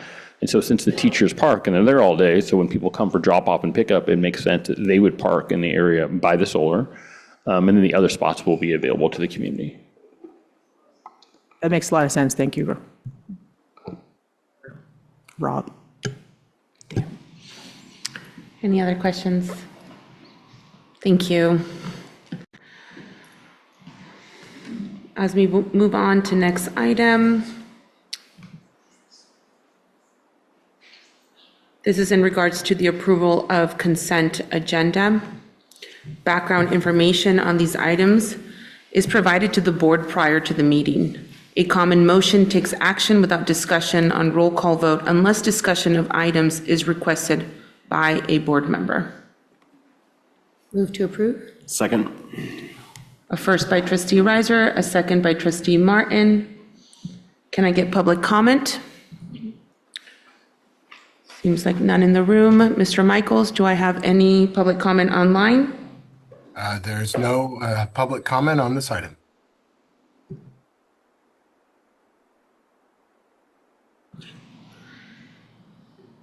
Vera, if we can do roll call, please. Yes, Student Board Member Greason, Present. Oh, no, you say aye. Oh, aye. Trustee Gonzalez Mares, Aye. Trustee Villegas Hart, Aye. Trustee Yankowitz, Aye. Trustee Martin, Aye. Trustee Water, Aye. Trustee Reiser. Aye. Motion passes. Thank you. Thank you, Vera. On to item J, presentations and discussion items. J1, general services. This is year 2 strategic plan progress, dashboard presentation.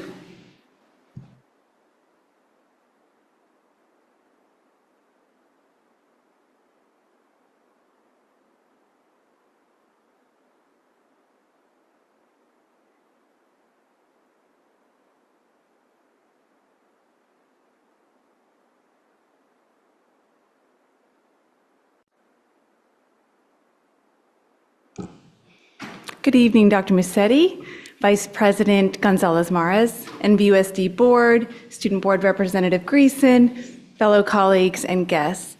My name is Julie Bordas, and I serve NVUSD as the Chief Communications Officer. I am joined today by my colleague, Dr. Peter Aboud, the Executive Director of Data Research and Assessment.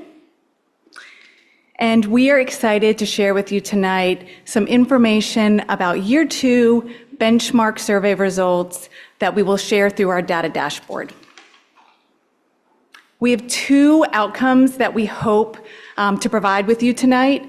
The first is that we really hope to show the alignment of our 15-year strategic vision, what we call Vision 2040, with our strategic plan, our 5-year strategic plan, and then with our indicators of success that will show progress on that strategic plan.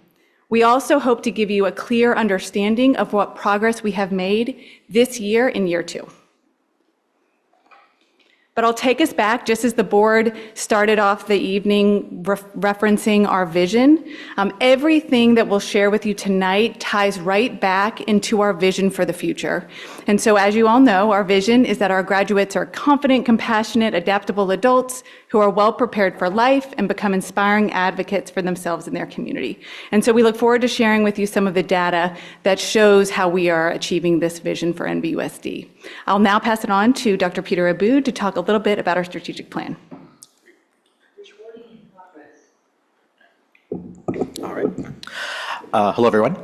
As a reminder, our strategic plan is broken out into 15 different strategies divided into 4 themes. Each of these strategies is being managed by a strategy lead or leads with the support of an executive sponsor. Strategy leads are directors or other people who hold key positions in the organization because of their roles, and the executive sponsors sit on the senior team. All of this data tracking and reporting is part of strategy 9 in the strategic plan, which is optimizing project management culture and practice. And these are the details for strategy number 9. The outcome is that NVUSD's system-wide project management culture and practice ensures consistent, sustainable, and synchronized implementation and organizational coherence of all strategic plan efforts.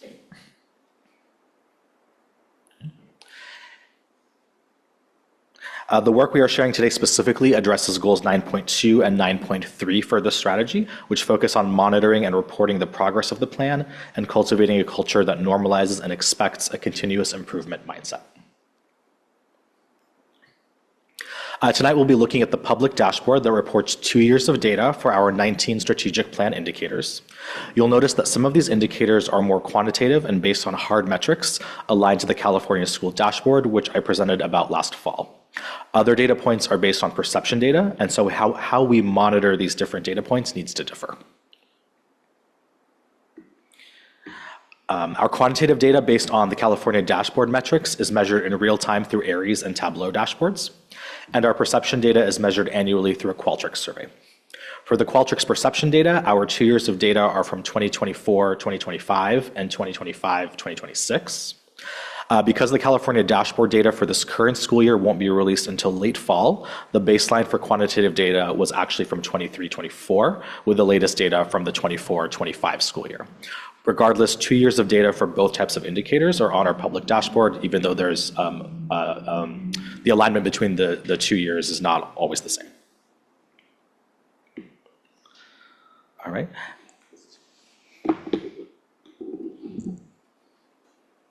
So I'd like to share a little bit of information about why we chose to share our survey data through a public dashboard. Really, there are three main commitments that we hope to honor by sharing our information this way. The first is that we hope to share, when we share all of our data through a public dashboard that's live on nvusd.org, we hope that we're engendering transparency, but also a sense of accountability. When all of our community knows where we are and where we're going, they can provide us with the feedback and input that we need to continue to be successful. We also learned, particularly so through our visioning process, the power of public engagement. And so by working with our community, with our students, our staffs, and our families, we know that we can collect information and make real change as a team. And then we also hope that through this transparency and accountability and engagement, we can continue to grow. With a community, with a continuous improvement mindset, we just hope that looking at the data, we can continue to see where there are opportunities for growth, where we're doing well, and really chart a path for the future. So how did we develop this survey tool and then the public dashboard? The dashboard is built, as Peter mentioned, on both quantitative and qualitative or perception data. And so we developed the survey questions with the help of a researcher. And this was really important because sometimes when individuals develop questions, they can ask them in a way that they lead to certain answers. So it was really important for us to have an expert in this field to help us develop the questions that we were asking our entire community. We also shared the survey through a very robust communications plan. We sent it out through our school newsletters, through our district newsletters. We shared it publicly on social media. We had page pops up on our website and across all of our school websites, because we really wanted to make sure that the voices of our entire community were represented in this data. And then we also chose to have the survey completely anonymous. So there is no way for NVUSD to find out exactly who filled out the survey. But again, with the help of the research team, we were able to ensure that, for example, a bot did not go into the survey and take it 100 times. And so what this has resulted in is statistically reliable data. Our data is within a 3 percentage point accurate. So for example, if you see when I share some of this data, an 80% agreement rate, that will only go up or down 3% if we surveyed every single person in the entire community. So that's an exciting validity checkpoint that we wanted to make sure that we could obtain. So our survey included responses from 7,818 individuals. By far, the largest respondents were our students. We had over 4,000 student responses, and these were student responses from 4th through 12th grade, because as you might imagine, for a younger student, it might be a little bit hard to take such a survey. We also had over 3,000 parent responses. About a third of our staff participated and responded, and then we had 315 community responses. We also were able to obtain information from individuals across all of our schools. So all 26 NVUSD schools were represented, as well as our adult school. And we provided the survey in 4 languages based off of the feedback from our community liaisons and from our school sites. So the survey was provided in English, Spanish, Tagalog, and Vietnamese. And the survey results that I'll share through the dashboard can also be viewed through any language as long as it's supported by the browser with which someone looks at the dashboard through. We also wanted to make sure that the demographics of the individuals taking the survey match the demographics, or were close, representative of the demographics of our school district. So I'm proud to say that they are. There's obviously some work that we can do to make sure that there are no barriers for anyone to take our survey. But we're really proud of this data and the fact that we increased participation by 7% this year over last year. So I'm going to talk to you about the survey, but I'm going to look at it through a lens of 3 different areas. I'm going to start with areas where we saw improvement. Then I'm going to jump to areas where we call them bright spots, areas where we've consistently performed well. And then at the end, I'll touch on some of the areas where we really feel like there's some opportunity for improvement. And I do want to mention, what I'm going to share with you is just a snapshot. If you go into the dashboard, you'll see that it is filled with a lot of really wonderful information. It is organized by strategic indicator of success. So 1 of 19 you can click into. But then each indicator of success has various measures. So again, I'll be touching base on some of the highlights, but everyone is welcome to go into the dashboard themselves to look at the data in more detail.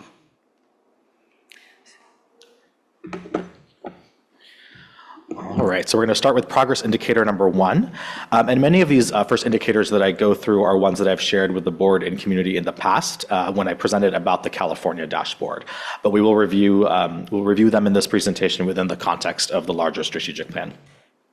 The first indicator is to increase the percentage of students prepared for college and career. This is the same indicator that's on the California dashboard.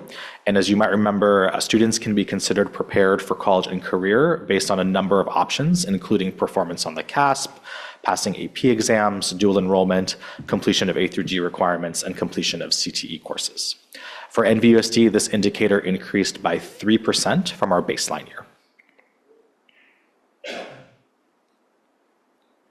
Our second indicator looks at performance in English and math based on the CASP, or the California Assessment of Student Performance and Progress. For English Language Arts, as you know, we've shared this in the past, we increased 4% from the baseline year. And for math, we increased by 2%.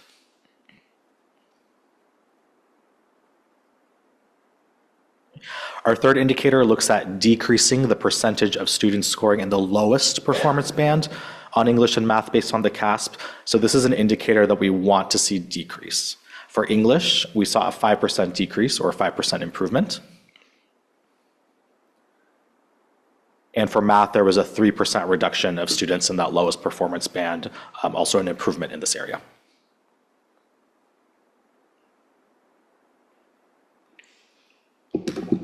Back to you, Joe. So Peter really touched on some of the academic improvements that we've seen over the last year. What I'm going to jump now into is some of the health and wellness improvements that we've seen. So progress indicator 12 is that students, staff, and families report an increase in wellness. And what we saw this year was that 85.5% of our students felt emotionally and physically safe. And again, there are many other measures by which we determine whether progress indicator 12 is met, but this was a significant one for us because we want every student to feel emotionally and physically safe when they are at school. And so we increased over last year by 2.7%. We also want to make sure that our students feel engaged and supported within their learning environment. And so progress indicator 19 looks at increasing the number of facilities modernized. So a big win here was that we saw a 3% increase, or 2.4% increase, in the number of students who reported that their learning environment supports learning. And so that's just an exciting thing to see in our classrooms and in our schools. I will be touching back on progress indicator 19 as we move forward, because just as we look at how students feel about their learning environment, we also want to have some harder metrics of how many facilities were improved and, what are people's feelings about how bond funds, for example, were spent. I'll now touch base or just share a little bit about some bright spots that we consistently see as areas of strength. Progress indicator 6 is that students believe that their learning helps them achieve the graduate portrait, and 93% of our students, 4th through 12th grade believe that the learning they are receiving within NVUSD helps them achieve the graduate portrait. And I just want to take a minute to celebrate this a little bit because a founding part of our vision for NVUSD is the graduate portrait. And so for our students to look at these elements, ready for adulthood in the real world, career-ready scholar, is truly a testament to the way that NVUSD is shaping students to really achieve something that we have promised them that they will achieve. Our graduate is our promise to students of what they will be and be able to do by the time they graduate. So it's really exciting to see that 93% of students believe that their learning supports their attainment of the graduate portrait. Progress indicator 7, now we're going to kind of jump to work-based and career exposure opportunities. 93% of our students believe that the career and job programs that they participate will prepare them for life after graduation. Progress indicator 11 is that students, staff, and families report an increased sense of belonging and welcome in NVUSD schools and district offices. And we saw that 91% of students felt that they belonged in our schools. That is a 1% increase over last year. And of course, we want that to be 100%, but it's nice to continue to see that forward progress. Also housed under progress indicator 11 is really a look at our families. Are our families feeling welcome in our schools? And 94% of families who took this survey said that they do. And that to me was a real validation for a lot of what we hear from our community. You know, we hear our schools are safe places, but now we have the data to back that. Progress indicator 13 is that students, staff, and families report an increase in inclusive practices. We measure this, one of the many measures, is by the students who have a positive relationship in our schools. And 95% of students report that they have positive relationships in schools. And now sort of jumping back to progress indicator 19, you know, we talked about students feeling that their learning environment was supporting their learning. We also want to be able to say that we are improving facilities. And so one of, again, many measures on the dashboard is the number of school exteriors that are being repainted. So last summer, we had 10 schools that received an exterior refresh, and this coming summer, we will have 5 additional schools. Also housed under progress indicator 19, we wanted to really find out if our community, our parents, and our community members felt that bond funds were being spent responsibly. This is actually a new question this year. As we went out and about in the community, we realized that there could be some real benefit to getting some data behind this question. And what we heard was that 94% of American Canyon parents felt that bond funds were being spent responsibly to improve our schools, and 85% of American Canyon community members felt the same. We then looked and reached out about Napa, and we found that 88% of parents believe bond funds are being spent responsibly in Napa, and 84% of our community members believe the same. Another question that we added this year, related again to strategic progress indicator number 19, was whether or not the district was communicating about the improvements and how bond funds were being spent to an appropriate level. And what we heard from American Canyon parents was that 89% of them agreed, and 80% of community members felt the same way. We then again asked the same for Napa, and we found that 84% of parents believed that there was adequate information being passed along to them, and 81% of our community members felt the same way. And so now I'll just dive quickly into areas of opportunities, areas where we see that there could be some continued growth. This is not an all-inclusive list. This is just a snapshot and a highlight. So progress indicator 7, which we shared earlier today, one of the measures was students feeling like they did believe that what they were learning in career and job experiences was helpful to them later in life, or could be helpful to them later in life. But another question that we asked is, what is your participation like? And what we saw from last year's survey to this year was a 6% decrease and the number of students who said that they were participating in career-related activities or programs. And so there's a real opportunity here. This year, for the first time ever, all of our elementary schools and TK-8 schools will be participating in career days. We also have 2 new internship programs, one at Valley Oak, another at American Canyon High School. So there are a lot of opportunities and ways that we need to engage and make sure that students know about all that's out there, and then also ensure that they participate. So there's a real opportunity to continue to grow here. Progress indicator 15, students, staff, and families are engaged and provide input. Again, we want to make sure that we're hearing from our community, and although 90% agree or feel neutral that they are providing voice or an input into school decisions, we really want that number much higher. We also want to make sure that the survey isn't the only time community members and families are providing that input.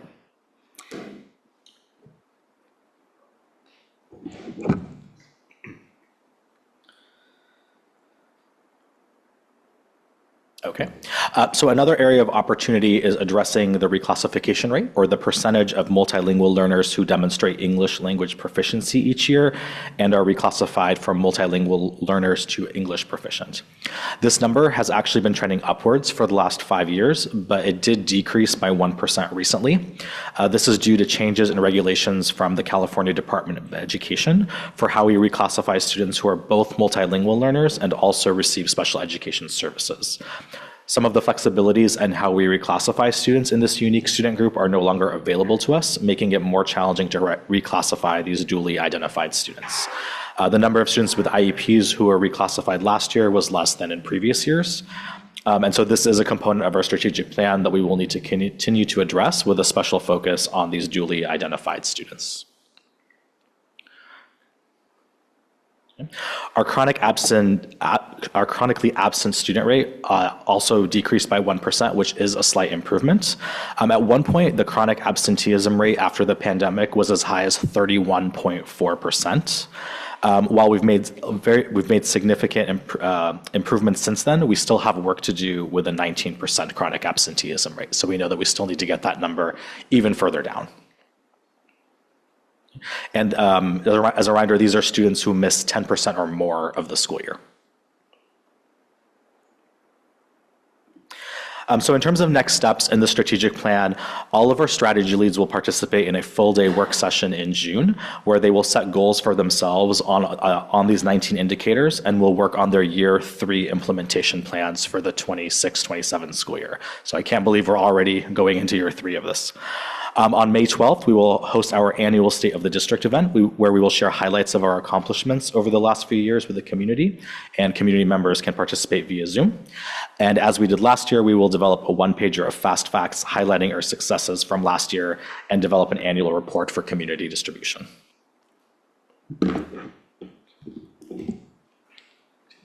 And I'll close with just a slide that shows what our dashboard looks like. It's very easy to navigate. On the right-hand side are the 19 strategic indicators of success.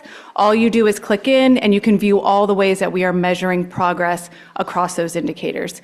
And the dashboard can be found at nvusd.org. We have a pop-up actually work up right now where if you go to our website, you will be prompted to click into the dashboard. Thank you very much. Yes, Trustee Villegas-Hart. Hi, I just want to say, first of all, I love collaboration, and seeing the two of you work together, you can tell that you've been working on this for a long time. So data and marketing, those are like my 2 jams. So thank you very much for the collaboration between the two of you. The dashboard looks amazing. Again, a graphic artist, what things look like make a difference, as you know.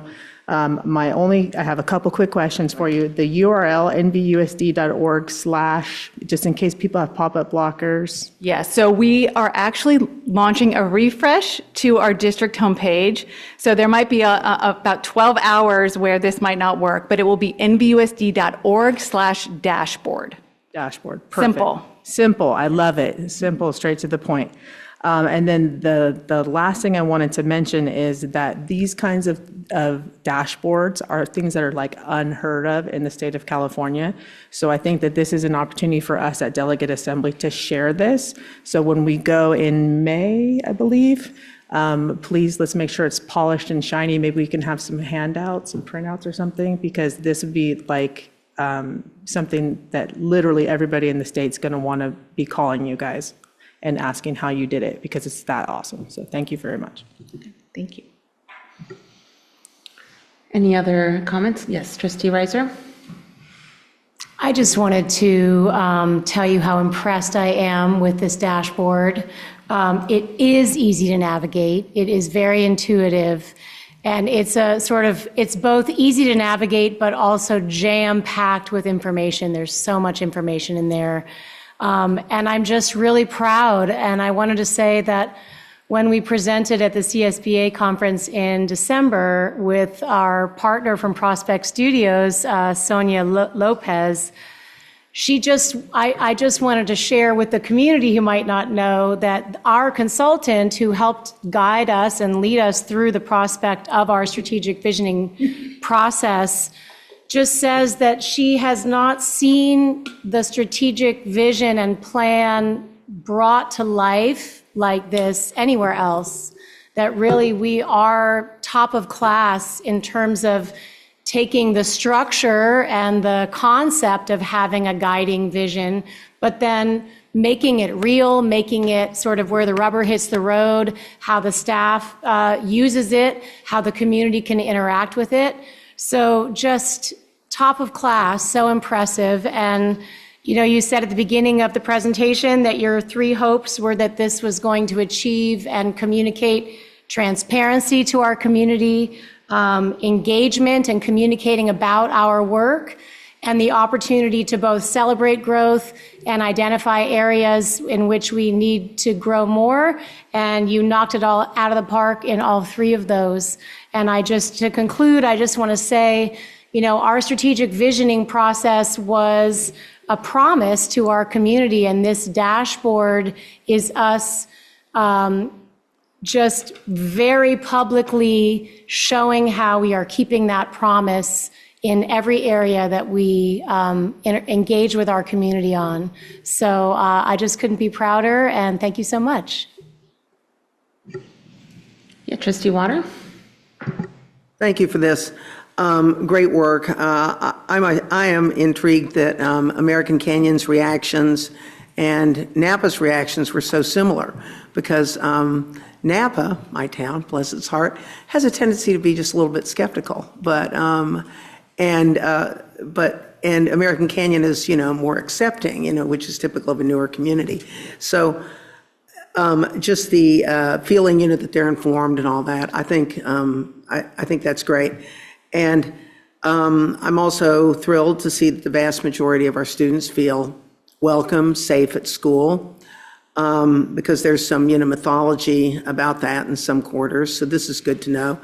And we have like almost 94% of parents feeling that, you know, they feel welcome, that they feel as if they belong, you know, at the schools. That is huge, because our students are not going to succeed unless the parents, you know, feel invested. I just think that the parents are a real key there. So this is really good work, and I think it's great to put it out there. You know, we are improving it. Thank you. Trustee Martin. My favorite statistic on the dashboard is the how students feel a sense of belonging at school, because I think that everything else that happens at school really leads to that, whether or not a student feels welcome and belonging, whether or not their learning feels productive. So like for me, and on top of that, like a middle school student or a teenager, they're going to be the toughest nut to crack. So if they actually admit on a survey that they feel like they belong, they probably really do feel like they belong. You know what I mean? Says the middle school teacher. Says the middle school teacher, because secondly, when this was first presented last year to me, I was like, why are you doing this? And then I realized when I was at AAC and they had the workshop, Dr. Massetti and Trustee Reiser presented the strategic plan, and part of the strategic plan was to make a commitment to the community. And then following through on that commitment was being transparent and saying, these are the things that we're going to work on. We're going to show you what the results are or how we're working on that. And that's really, really brilliant. That the district, that we are following through on that promise and showing how, the evidence of whether or not we are fulfilling or keeping that promise. So it's amazing. Thank you, Trustee Martin. Trustee Jankowicz? I always have prepared remarks, so I apologize, but I'm actually going to speak off the cuff for 3 sentences. From the beginning of your tenure and all the listening and learning, and then throughout the entire strategic plan process, and now with the dashboard, we have been so consistent.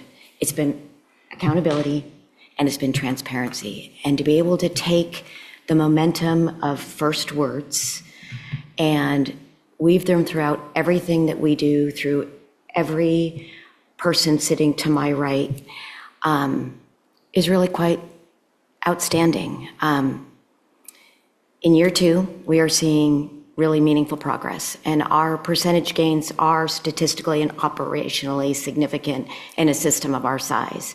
But more importantly, the consistency of these gains across both academic and perception data suggests that our strategic plan is not only just being implemented, but it is producing measurable and meaningful impact. And what stands out to me is not just isolated gains, but the alignment with academics, perception, and system indicators are all moving in the same direction. And to me, that is not kind of accidental improvement, but the continued early impact of a very coherent strategy and implementation. And I won't go over each section, but I want to acknowledge a few of the standouts. And I've said this before, and I repeat it only because sometimes the assumption is otherwise. Percentage gains of 2 to 4% in a system this size represents real movement and consistency across those indicators. And the perception data in belonging and wellness is particularly significant. And from what I've read, these can be very slow-moving indicators. So that gain reflects genuine shifts in student and family experience. The intersection of the academic indicators improving alongside the perception data that reinforces that this is not a trade-off between rigor and relationships. The system appears to be strengthening both at the same time, and that is excellent work. So, thank you. Thank you, Trustee Jankowicz. I can echo everyone's comment at this point. I did have a quick question. There was a distinct difference between American Canyon, Napa High, and then the other schools in terms of responses. I wonder if American Canyon, Napa High are doing something different in terms of strategy of having student input versus the other schools? Trustee Gonzalez-Mars, is that in reference to the bond, the questions around the bond? This is in general around the surveys completed by school. Number of respondents. Yeah. So part of what our goal was this year is to really make sure that as many people filled out the survey as possible, but for various reasons, some communities were able to get a higher percentage. And so that is something that we're going to study. There are a couple of different areas that we're really going to look at next year. One is really enhancing community participation in the survey. We really focused this year on students because we are so student-centered, and then also on staff and parents. But we really want to focus next year on the community. But we're also going to drill down by school site and kind of touch base. It's interesting. Principal Dev at New Tech actually already took a lot of this information and shared it with his staff, and they've already started brainstorming and celebrating, of course, too, because results are so wonderful. But we're going to meet individually and figure out, where can we increase participation and sort of share some of the results one-on-one. So super exciting. I mean, it was just, I'm sure you were already kind of set a high bar for yourself. So what's the next level? I think the opportunities are amazing.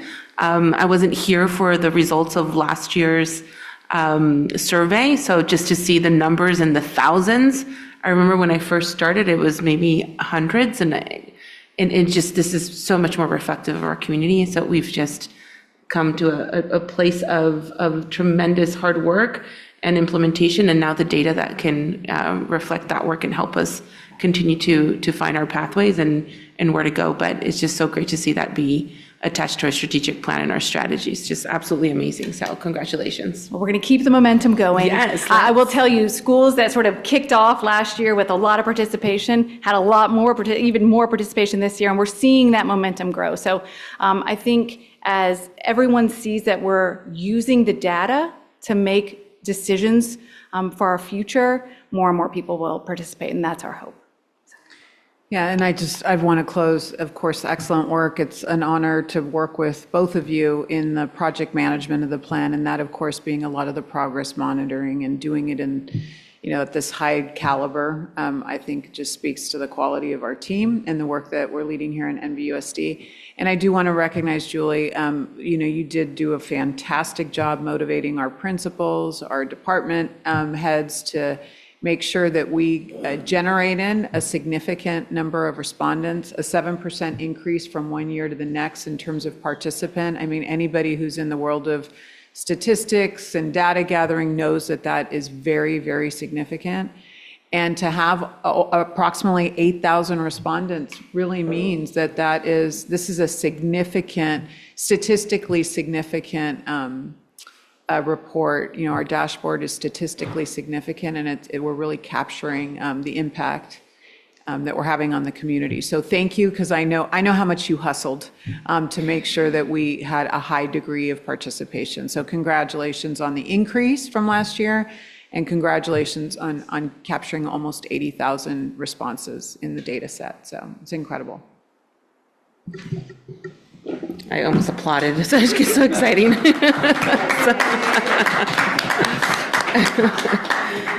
It really is fantastic. I do want to ask if there's any public comment online. Mr. Michaels? There are no public comments online. Thank you very much. Now on to item J2, Business Services, Napa Valley Language Academy trees.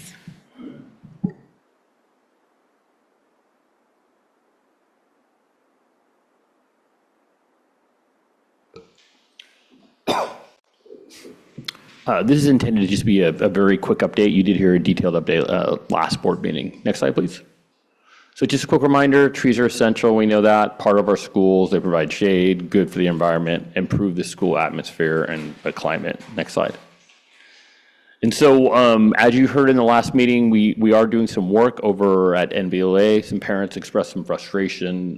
They do, that area means a lot to them. And so we do have a great plan for the future. Again, we're repaving the area, we're adding new tree boxes. Work is scheduled to occur during spring break. Rain could push completion date a little bit further, so I would not be surprised if we entered the beginning of school and the quad's not complete done, but we do have work planned, and so we're gonna get it done as soon as possible. Next slide. And so one of the questions that came up, and so I just want to put this on your radar, around CEQA. I know we've heard about this term before. And so CEQA stands for the California Environmental Protection Act, or Quality Act. And so a question came up about, well, do you need to file anything with CEQA when you take out trees? And so the answer to that is no for school districts when we're doing two things. And so there is an exemption when we're pulling out trees that are related to a paved area, like a walkway, as long as we're not expanding it. And then also when the trees are dying. So there is absolutely no problem with CEQA. And as a matter of fact, next slide. And next slide after that. And so there is no requirement that a filing be made with CEQA either. And so that question did come up. So sometimes school districts will file with CEQA even when they're not required, because the only advantage of that is that it limits the amount of time that anything can be challenged in court. So you might recall during school closure, we did a CEQA filing. It limits the challenge to 30 days essentially. Next slide. And so just a couple of reminders of where we're at with it. This is what it currently looks like, or right before we cut down the trees. Next slide. Just another reminder of some of the damage we have out there. Next slide. And then, so this is an AI-generated picture of what it'll look like. So I basically took the slide with the trees and uploaded it and described what I'll be doing, and can't wait to see it. That's it. Questions? The trees that we're putting in, are they little baby trees, or are they big like you see here in the AI? They are crepe myrtles. They're as big as you can get, so you can't put in trees without a crane that big. So that's what they'll look like over time. So that's the size of a full-grown crepe myrtle. You can see them. So this is like 5 years from now? No a year idea from how now? long it takes for them. Nobody knows, I know for exactly sure. But the reason people are concerned is because it's hot. It gets real hot out there in the summer. To be honest, it'll never have the same shade. So I mean, I've been pretty clear. It will never have the same amount of shade because bigger trees and big canopies, they destroy the buildings, they crack the pavement, and so this is the tree that the team picked, and so that's why we're going forward with that. There's other shade options there. They do have a shade structure. They have a cafeteria like everybody else. Is the shade structure in this vicinity? It's right next to it, yes. Excellent. Okay, and then my last question has to do with when they changed out the trees in front of my house, the city, when they put down the pipe so that the water would go down, so the roots go down, so they don't mess up the sidewalk again. Are we going to follow some sort of a pattern like that where we have, so that we don't run into this same problem in 20 years, 30 years down the road when these trees get big, and now we're having the same conversation again? Yeah, they're putting in, there's two things you do. So the root boxes, or the size of the soil around the old trees, was way too small, which is why they were dying. And so you've seen this picture right here, this example, the root boxes will be much bigger for the size, and then they also put down root barriers that force the roots down. So yes. Thank you. I'd like to ask if there's any public comment online, Mr. Michaels? There's no public comment online for this item. Okay, thank you.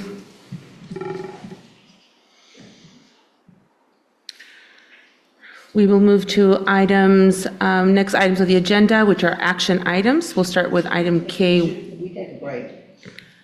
We can take, yeah, certainly. 9:30 or now? Okay. I mean, it's 9 o'clock at least. Okay. Okay. Okay. Thank you. We are reconvening. We are on the agenda on item K, action items. K1, general services. This is the adoption of new board policy 0441, artificial intelligence. Move to approve. Second. First by trustee Reiser, a second by trustee Martin. Any discussion? Oh, yeah. Yes. Trustee Water, go ahead. Yeah.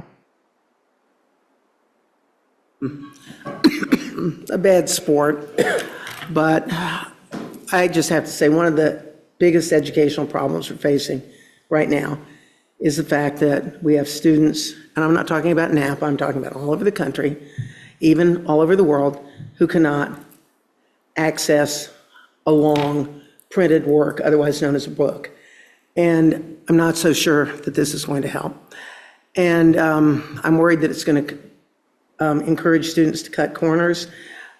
I've talked to teacher friends of mine all over the country. We're actually ahead of the game a little bit on an academic integrity policy. We also have a pretty good academic integrity policy already. Has anybody looked at it? I had a hard time finding it because it's now in Assembly, where it wasn't when I looked at it years ago. And I had occasion in my career to use it many times. But a few years ago, I had teachers call me up. They didn't know if we had one. So any policy we have, I think, should be, very public, out there on the front page, the home page, on the home page. I mean, easy to access, because Assembly is a little bit tricky. And I wouldn't have said anything. I mean, yeah, it's amusing that we need an academic integrity policy, since AI was founded on plagiarism. They're data scraping other people's work, people who are not getting compensated. And I wasn't going to say anything, but just a couple of things popped up in the news. Do you remember when the local paper got just so outraged over how Napa Valley College had some misadventure with some solar panels? I mean, about the money that, it cost, fairly worked up. And Mark Zuckerberg blew through $80 billion of investors' money on the failed metaverse. But it's okay, because he's really working on AI. So it's all It's all good. It's all fine. So now I have a good excuse for whenever I'm overdrawn or haven't mopped my kitchen floor in 6 weeks, or I want to lie on the couch all day and read and not cook dinner. I'm going to say I'm working on AI because it seems like that's the excuse. I'm offended. And I know that the richest people in the world will be amused that I'm offended. But the idea of vast sums of money, but being wasted like that, it just bugs me. But we're going to make it up. If all of us get on board and use it, these folks will make even more money. And I am concerned about the environment. We don't have to worry in the Napa Valley, and it's a cinch. It's not going to appear you're not going to have data centers at Lake Tahoe. But it's going to be poor places that can't defend themselves. Think about it on a social justice issue. I'm talking about Louisiana, Mississippi, my old state of West Virginia. You know, they've got them. They're being built there. As for privacy, there is no privacy anymore. We gave it up when we got cell phones. There really is no privacy. We need to understand that. And we keep being assured that it won't replace human beings, but the whole point of it is to replace human beings. And then, and it's so clever. I mean, last year I took a quiz that the New York Times had. Teachers, can you tell if this is fake, if this is AI writing or real writing? Well, I was right every single time. But other people can be fooled. And they're getting better. And the videos, the deceptive, soon we will not be able to believe anything we see because the fakes are so good. And last night, I really cracked up at a movie of the First Lady walking out in a white suit with a white robot. And I thought that was just hilariously clever. What a terrific AI video. You know, they're getting really good. And then it turned out it was real. And she went on to talk about, robots teaching children and, what a great thing that will be. I don't have any issues with scientists, engineers using it in their work. It's useful for clerical work. It's useful for all kind, academics use it, when they're studying different manuscripts and things like that. It has a lot of applications. It has many functions besides revenge porn and cats playing bagpipes. I like the cats playing bagpipes. I get a laugh out of those. But it's obviously going to be a problem in the classroom or we wouldn't need this policy. And the people who are crying out for the installation of AI in our classrooms are the same people who came to us 25 years ago and said that all of the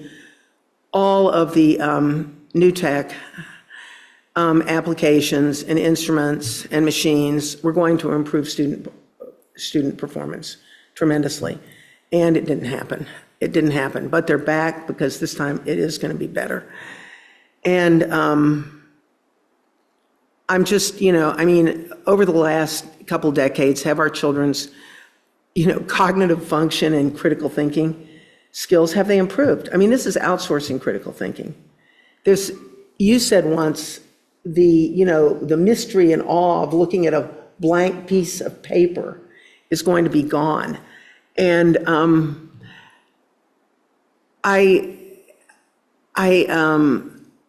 extremely concerned about it. I'm very concerned. I'm afraid that it's going to cause people just to give up. I mean, when I have teachers calling me up saying, do we have an academic integrity policy? A few years ago, I think, we've got some real education. And we have to do something to make children realize that anything they can come up with is probably going to be more interesting for me to read than something that was scraped off something that somebody else wrote. I mean, it's just something that, really does concern me. It's really big. It's really big. It's not like what we've seen before. It's serious. That's it. And, whatever decision you make, I will go along with because I will, I'm part of this board and I go with the majority. Thank you, Trustee Water. Trustee Martin? Well, I applaud NVUSD for having an artificial intelligence and getting ahead of the curve. I've sat in on the technology committee meetings where this has been discussed. It's been very, very thoughtful, the way it's been implemented. And it's also been observed that the technology is going so fast that no one really knows what the implications are. And also this is, this policy is not, like the technology is so new and so powerful that we don't know how it's going to be applied, and we don't know. And so right now, my understanding is that this is a framework that's going to guide what's going on. And then as things go on, there will be like best practices for the use of it in the classroom. So this is not, my understanding is that this is not the end of it. This is simply the beginning of a framework of how we're going to use this technology in the classroom. Furthermore, what is the name of the program that teachers use to read student work that mimics the comments that a teacher will, what's it called? Brisk. Brisk? Brisk. Brisk. And that is a program that uses artificial intelligence that makes a teacher's job so much easier. And so it's important to not be afraid of this technology, because this technology we can leverage this technology to be so much more productive when we do it consciously or conscientiously. That concludes my comment. Yeah, thank you, Trustee Martin. Trustee Villegas-Hart? Yeah, so I want to make a couple of comments here.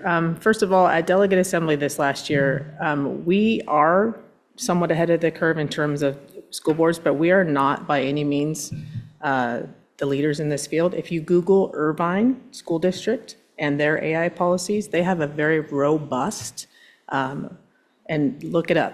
It's great. My second comment is, as I sit on the advisory panel for the University of San Francisco School of Management on their AI advisory panel, and AI is literally dumb. It is exactly what Trustee Water mentioned. It's an amalgamation of a scraper and a regurgitator. I know people are afraid of AI and they think AI is smart. AI is actually really, really dumb. It's literally how they program it to work that's the scary part. Because AI itself, it's not like you see a movie and there's a robot and it comes alive and it kills you and it's Terminator. It's not that. AI is a scraper and a regurgitator. That's how it works. And lastly, I would like to point out that, yes, I agree that these things listen to every word that we say, but we luckily live in the state of California that has the best privacy laws in the country.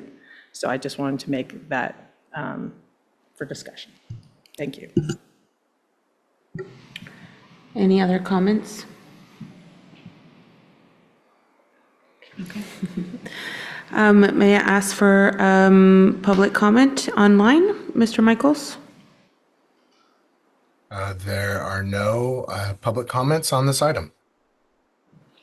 All right, I did have a first and a second. We just had discussion, no public comment. All in favor? Aye. Anybody oppose or abstain? Oppose? No. Opposed by Trustee Water. Abstentions? Motion passes. Thank you. Item K2A, Resolution 26-14 and 26-15, signature authorizations on behalf of the governing board. Move to approve. Second. A first and a second. May I get public comment? There's no public comment on this item. Thank you, Mr. Michaels. Vera Morales, may I get roll call, please? Yes, Student Board Member Greason. Aye. Trustee Gonzalez Mares. Aye. Trustee Villegas-Hart. Aye. Trustee Jankowicz. Aye. Trustee Martin. Aye. Trustee Water. Aye. Trustee Reiser. Aye. Motion passes. Thank you.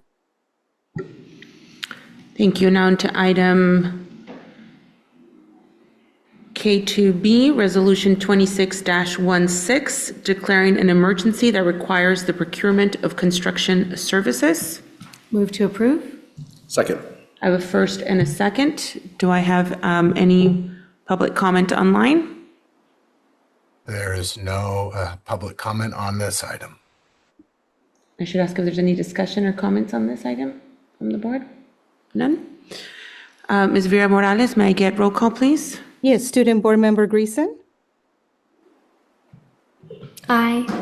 Trustee Gonzalez Mares. Aye. Trustee Villegas Hart. Aye. Trustee Jankowicz. Aye. Trustee Martin. Aye. Trustee Water. Aye. Trustee Reiser. Aye. Motion passes. Thank you. Thank you. Item K2C, agreement with Frontline Education. Move to approve. Second. I have a first by Trustee Reiser, a second by Trustee Martin. Any discussion or comments? May I ask for a public comment online? There's no public comment on this item. Thank you, Mr. Michaels. All in favor? Aye. Anybody oppose or abstain? Motion passes. Thank you. Item K2D, purchase of Chromebooks from CTI Group, Inc. Move to approve. Second. I have a first by Trustee Reiser, second by Trustee Martin. Any questions or comments? Any public comment online, Mr. Michaels?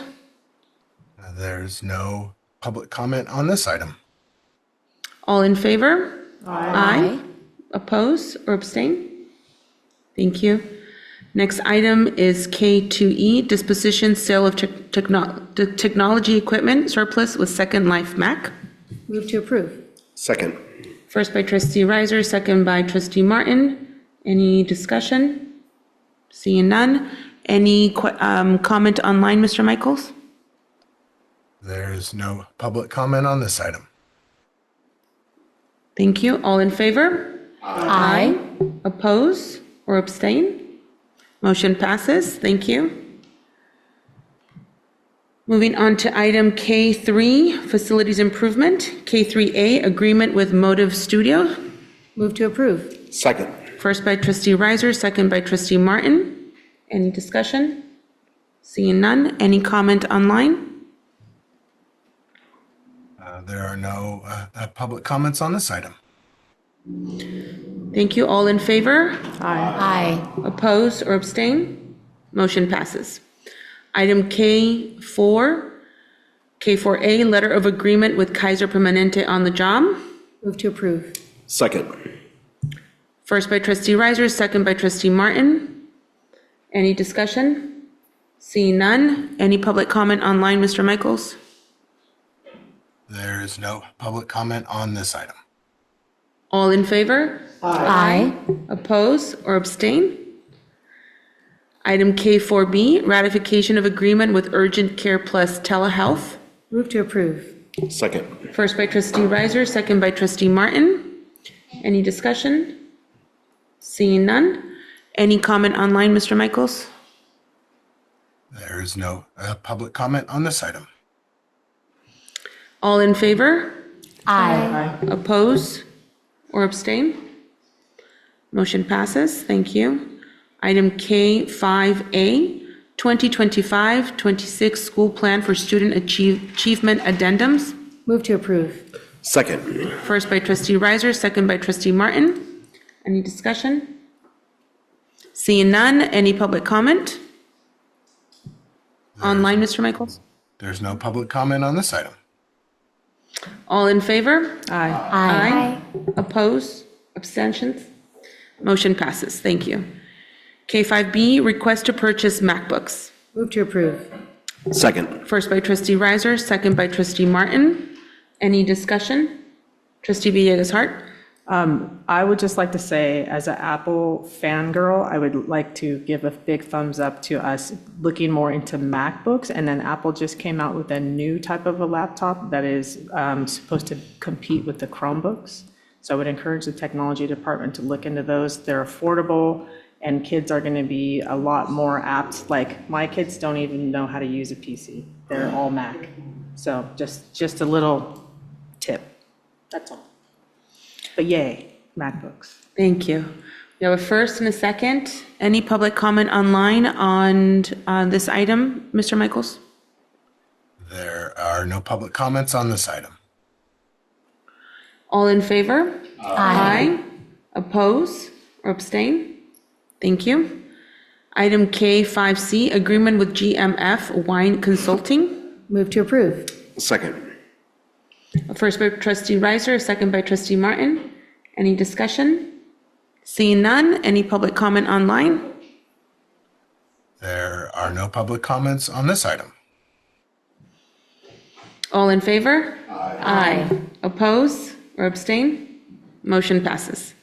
Agreement K5D, agreement with BEE Therapy Group, Inc. Move to approve. Second. First by trustee Reiser, second by trustee Martin. Any discussion? Seeing none, any public comment online, Mr. Michael? There are no public comments on this item. Seeing, all in favor? Aye. Oppose, abstentions? Seeing none, all motion passes, thank you. Item K5E, student data privacy agreement with Lego Brand Retail Inc., DBA Lego Education NA. Move to approve. Second. First by trustee Reiser, second by trustee Martin. Any discussion? Seeing none, any public comment online, Mr. Michaels? There are no public comments on this item. Thank you. All in favor? Aye. Oppose or abstain? Motion passes. Thank you. Item K5F, data privacy agreement with Read Aloud. Move to approve. Second. First by trustee Reiser, second by trustee Martin. Any discussion? Seeing none. Any public comment online? There are no public comments on this item. All in favor? Aye. Oppose or abstain? Motion passes. Item K5G, student placement agreement with California State University, Chico. Move to approve. Second. First by trustee Reiser, second by trustee Martin. Any discussion? Seeing none. Any public comment online? There is no public comment on this item. All in favor? Aye. Oppose or abstain? Motion passes. Thank you. Item K6, operational services. K6A, request to surplus transportation. Move to approve. Second. First by trustee Reiser, second by trustee Martin. Any discussion? Seeing none, any public comment online, Mr. Michaels? There is no public comment on this item. All in favor? Aye. Oppose? Abstain? Motion passes. Next item, L, information. L1, general services.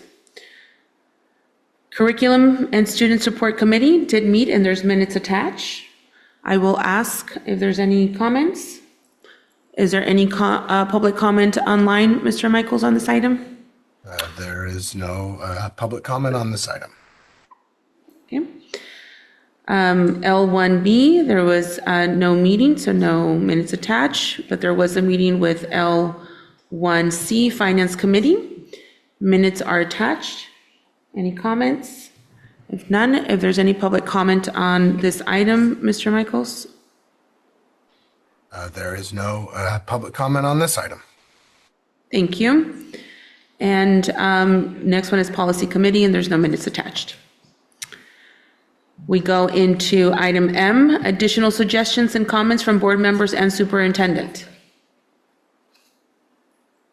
Seeing none, move to item N, future agenda items.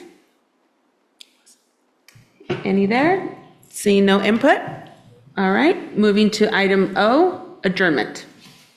Move to adjourn. Second. First by trustee Reiser, second by trustee Villegas Hart. All in favor? Aye. Opposed, abstain? Motion passes. Thank you, everyone. Have a good night.